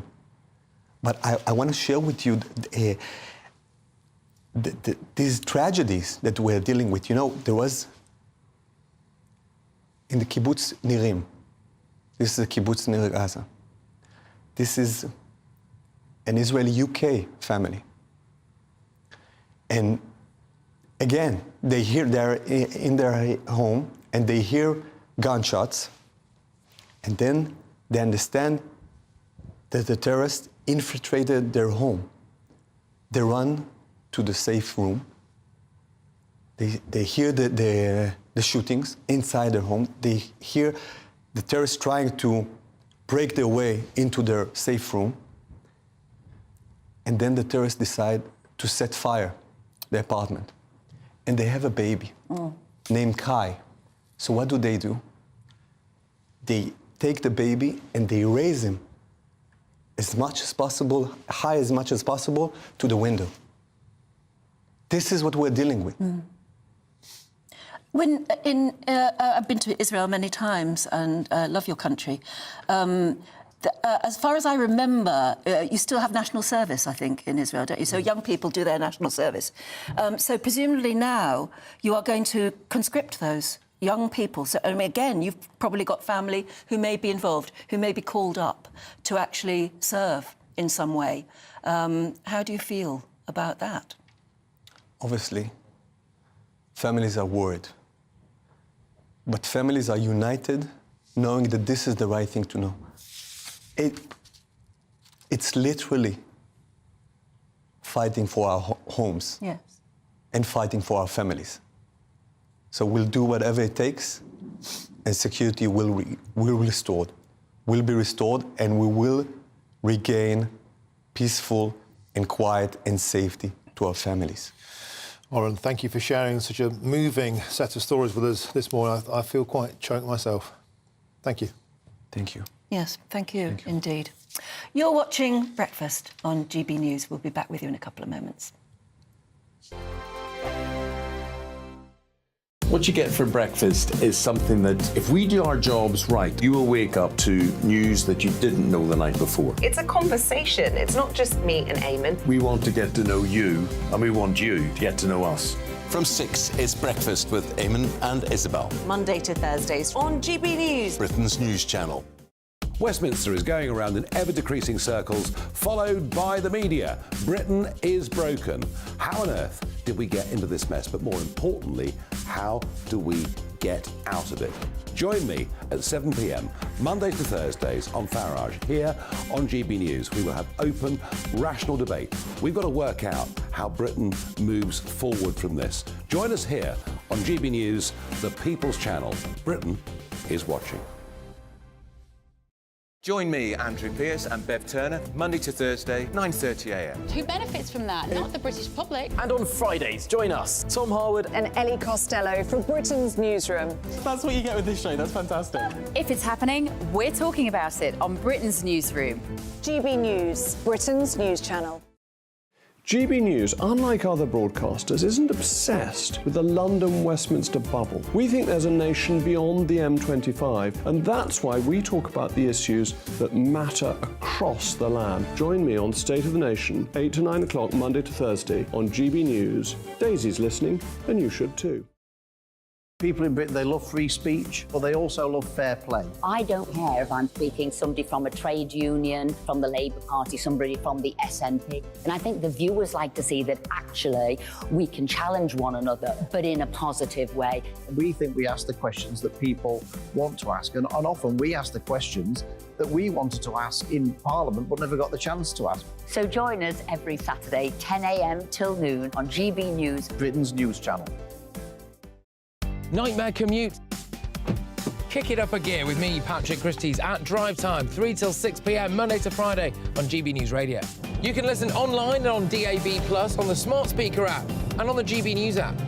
And if you've got an Alexa, all you have to say is, Alexa, play GB News. We're also on TuneIn and the Radio Player apps. From the school run to rush hour, get revved up with me, Patrick Christie's, on GB News and GB News Radio. So Jubes and Co, we tackle the issues of the day with real robust debate, both sides of the fence, battling it out with me in the middle with my forthright opinions and views. And often really interesting things happen because you start with a position and then by the end of the debate you find actually, well, I might not have thought about that one. What we need in this country is 2 new political parties. You should maybe think about doing a 2024 calendar. I'm Michelle Dewberry and I'm keeping you company right through until 7 o'clock this evening. GB News, the People's Channel, Britain's watching. The Live Desk with me, Mark Longhurst. And me, Pip Thompson. It's here Monday to Friday on GB News. From midday, we'll bring you the news as it breaks, whenever it's happening and wherever it's happening, from across the UK and around the world. Refreshing, feisty, but with a bit of fun too. If it matters to you, we'll have it covered on TV, radio and online. Join the Live Desk on GB News, the People's Channel, Britain's news channel.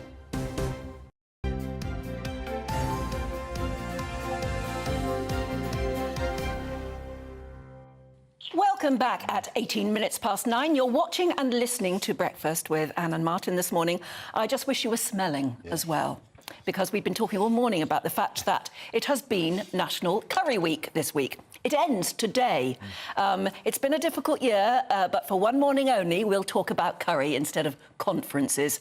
Whether you're heading out to your local curry house or cooking up a storm in your own kitchen, let's get a little taster of how you can spice up your curry from the one and only Sandy Vara, who joins us in the studio now. Welcome. Good morning, good morning. This is a bit different in the morning. The smell preceded you, and the smell is absolutely wonderful.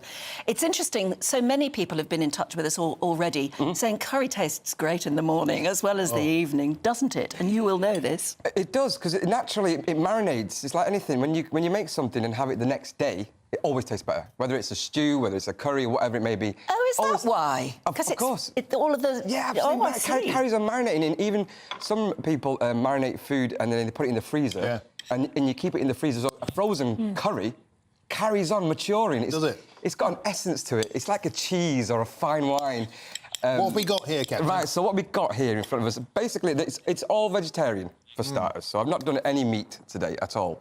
Because traditionally in the morning, you don't tend to eat meat in the morning for breakfast, generally. Bit too heavy. Bit too heavy. Yeah, yep. And you'd have it with some sort of bread or some sort of rice. So first of all, we've got a paneer, an Indian cheese, which is curdled with lemon to give it that hardness, similar to halloumi. Then we got a traditional dal. Dal is just lentils, boiled, and then just tempered at the top, which is just a few cheeky spices with oil, just thrown on the top and then finished off. And then you've got a chickpea curry. In the Punjab, they have a breakfast in the morning, chickpeas, so healthy for you. And you can see the curry leaves that are in there. It's just stunning. What are the spices in that? It's fantastic. It's my own freshly ground spices. I grind my own spices myself. Well, this is what I was going to ask you next. Do you think, I mean, for those of us who aren't already knowing how to cook curry, should we try our own, or is it just easier to go to our local takeaway? Try your own, 100%. 100%. I give it, well, obviously, as what I advocate for cooking at home. Yeah. Make it yourself. It does certainly smell better, doesn't it? It smells better. OK, what's the easiest one of those dishes to make? Well, I'm going to tell you the last dish, because I never got around to it, and this is the curveball. I got a pineapple curry. Oh! Tip it slightly towards camera, if you can, just towards the... So I got... That's amazing. So you generally, because again, when you go to the normal Indian restaurants, you go and get the usual chicken tikka masala, #1 dish in the country, lamb... Keep holding it like that and we'll get a good close-up. I just didn't want to drop it all over the table. It's a real curveball, pineapple, because you have it with pizza, oh, you can't do that. I've never had curry pineapple. That is fantastic. They use a lot of fruit in India. You can have a watermelon, papaya, spiced, and that is just cooked with coconut and curry leaves, and it's an absolute stunning dish. And I thought I'd give you guys a try rather than going with the usual chicken tikka masala. And that'd be lovely at breakfast. It's almost like a smoothie. It's got those elements of a fruity, healthy breakfast. Absolutely. Do you have any of your recipes online? I do. Oh, because go on, tell everybody how to find your recipes online, because I can't tell you how good this tastes. Well, I'm online, obviously, wellnesschef.co.uk. Wellness Chef. And everything is there. Go and check out the website. I also do online cookery classes, teaching people to use the spices. I do it twice a month, do an online class for all people to come and enjoy. Is that right? And I do, obviously, on Instagram, I do lots of stuff to show people cooking tips, how to do stuff. And it's really, really easy. I mean, on the internet now, there's hundreds of recipes. Yeah. Just go for it. Don't be scared. Don't get the jars. Please don't get the jars. You can start off the simplest essence to doing a curry. This is the Holy Trinity. And anywhere you go above that, it's down to you. But this is the essence. Always start with onions. Yeah. Yeah. So, start with onions. Do you brown them or clarify them? Doesn't make no difference. Right. Just have a go. If you brown it, it makes the curry more brown. Yeah. Just like a stew. If you don't brown it, you've got a lighter curry. So just have a go at it. Then you can go into the realms of trying out to... Some people blend it. Yeah. Some people boil it beforehand. Some people get it to... like it's literally borderline burnt. Yeah. Can I just tell everybody watching at the moment, all of these details on how to get hold of these recipes will be on the GB News website. Yes. That makes life much easier for everybody. Yeah. But they're certainly worth trying if you're tempted to go for it this lunchtime or maybe this evening. Absolutely. Start with onions, then what? The next two things, the Holy Trinity, because everything goes in threes, food threesomes, I call them. Ginger and garlic. Ginger and garlic. Ginger and garlic. Once they get together as a marriage, they are just like... it's a party happening. Grate them, blend them, doesn't matter? Doesn't matter. I want you to have a go at it. Whether you grate it, blend it, crush it, slice it, whatever, just have a go. And that's your basis. Then you throw in your protein or your lentils or your meat or fish or whatever you want, and just have a play around. You can use coconut milk, you could use plain water. Tomatoes, you know already, tin tomatoes. And then with that, even if you just added salt and pepper with that and just stirred it around, you pretty much got a basic curry. Yeah. A basic curry. Then obviously you've got all and then the you just add your favourites. Then you add your little spices and you play around.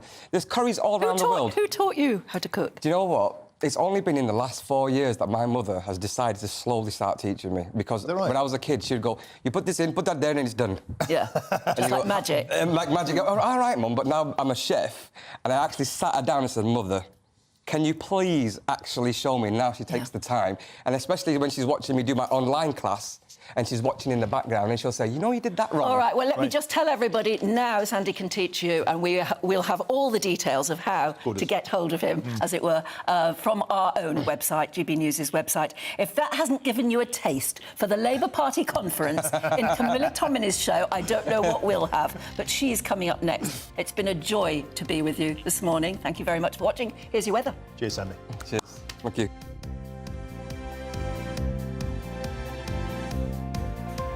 Hello there, very good morning. I'm Jonathan Vautry here with your GB News weather forecast provided by the Met Office.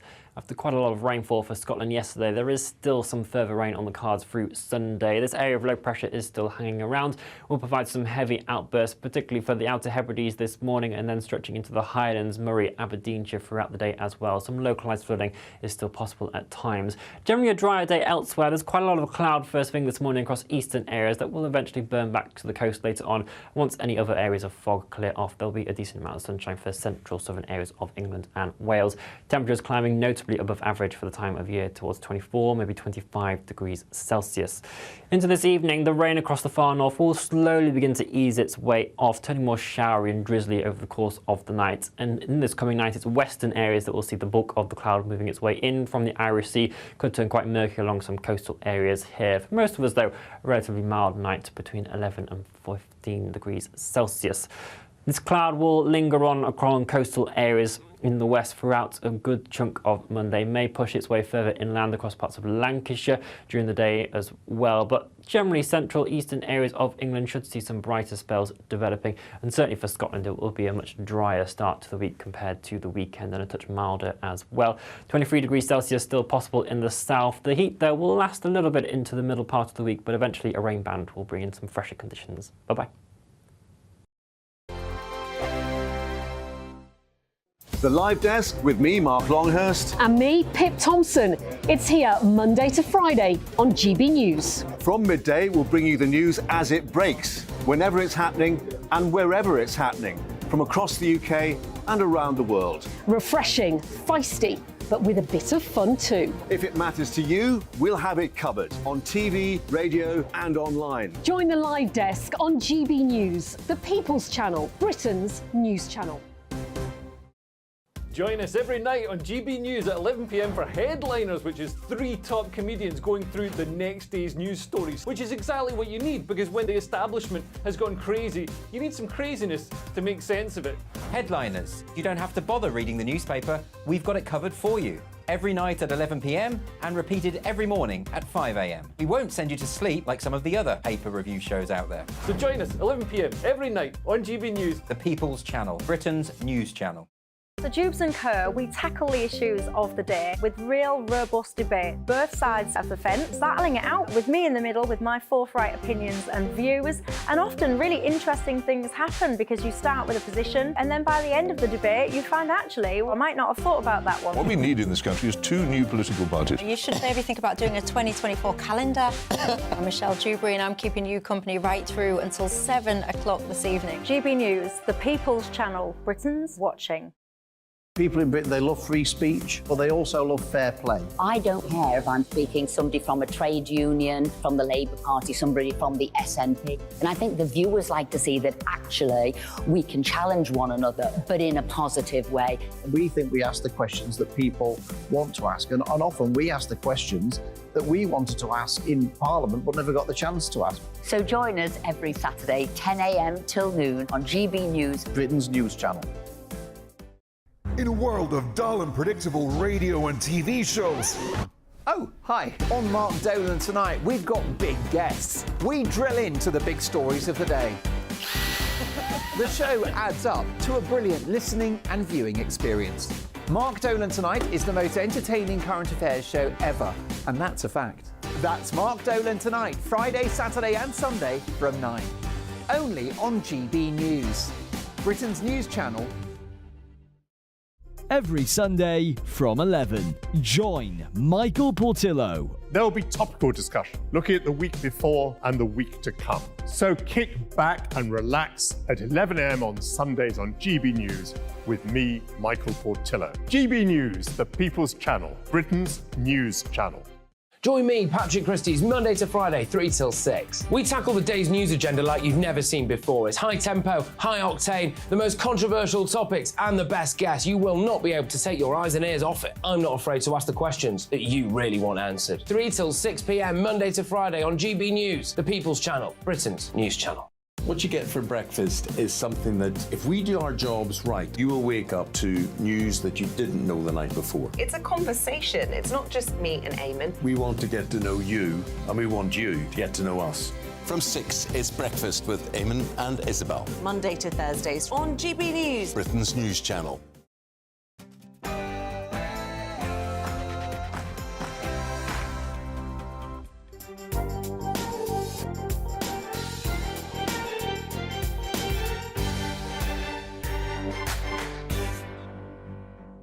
Good morning and welcome to the Camilla Tominey Show live from the Labour Party conference in Liverpool. We've of course got another big lineup of guests for you as ever. I'm going to be joined by Wes Streeting, the Shadow Health Secretary, live from conference. What are Labour's plans for the NHS? And after the government scrapped the northern leg of HS2, I'll be speaking to the Transport Secretary, Mark Harper. As we're in Liverpool, I'll speak to Merseyside's longest serving MP, Labour's Sir George Howarth. How does he think this city has changed in the time that he's been in office? And after the horrifying scenes we've seen in Israel, I'll be speaking to Israeli MP Sharon Haskell. We've also got some expert analysis coming up of all things Labour with Tony Blair's former right-hand man John McTernan and GB News' own Christopher Hope, so stay tuned for that. Let me bring in our paper reviewer this morning, Anna Mikhailova. I did practice this with you, Anna. Anna Mikhailova, Perfect. Deputy Political Editor of The Mail on Sunday, joins me now. Lovely to see you, Anna. Great to see you. I mean, at the end of the day, the story that has dominated the Sunday papers quite understandably has been the situation in Israel. There's a huge amount of coverage of it because it happened too late for it to get into yesterday's papers. So, I mean, it's wall to wall, as you'd imagine. We look at a situation like this and it seems very far away and it's hard to connect. And yet already we have these very, very human stories. On the front of your newspaper, the headline simply "Don't Kill Me," showing the human cost of the terror attack. This young woman, 25 years old, called Noah, has been taken from some kind of peace rally just on the border of the Gaza Strip. She's been put on the back of a Hamas motorbike, separated from her boyfriend. We don't know what's happened to this girl. She's one of many, many people, women, children, who have been affected by this. Yeah, I mean, I was in the newsroom yesterday and just seeing the horror, first of all, in the morning of the paragliders, you know, these terrorists coming in, starting the attack. And then the story unfolded where it emerged that they were just taking civilians hostage. So not only were civilians being killed, and a lot of the footage being, you know, put out on social media, the horror of families seeing their loved ones affected through looking at these videos. And then you see stories like Noah's that makes the front of the Mail on Sunday, where she's a young girl, a young woman, who was attending a music festival nearby with a bunch of other young people. Yes. Absolutely nothing to do with any conflict, any war, anything, and was snatched on a motorbike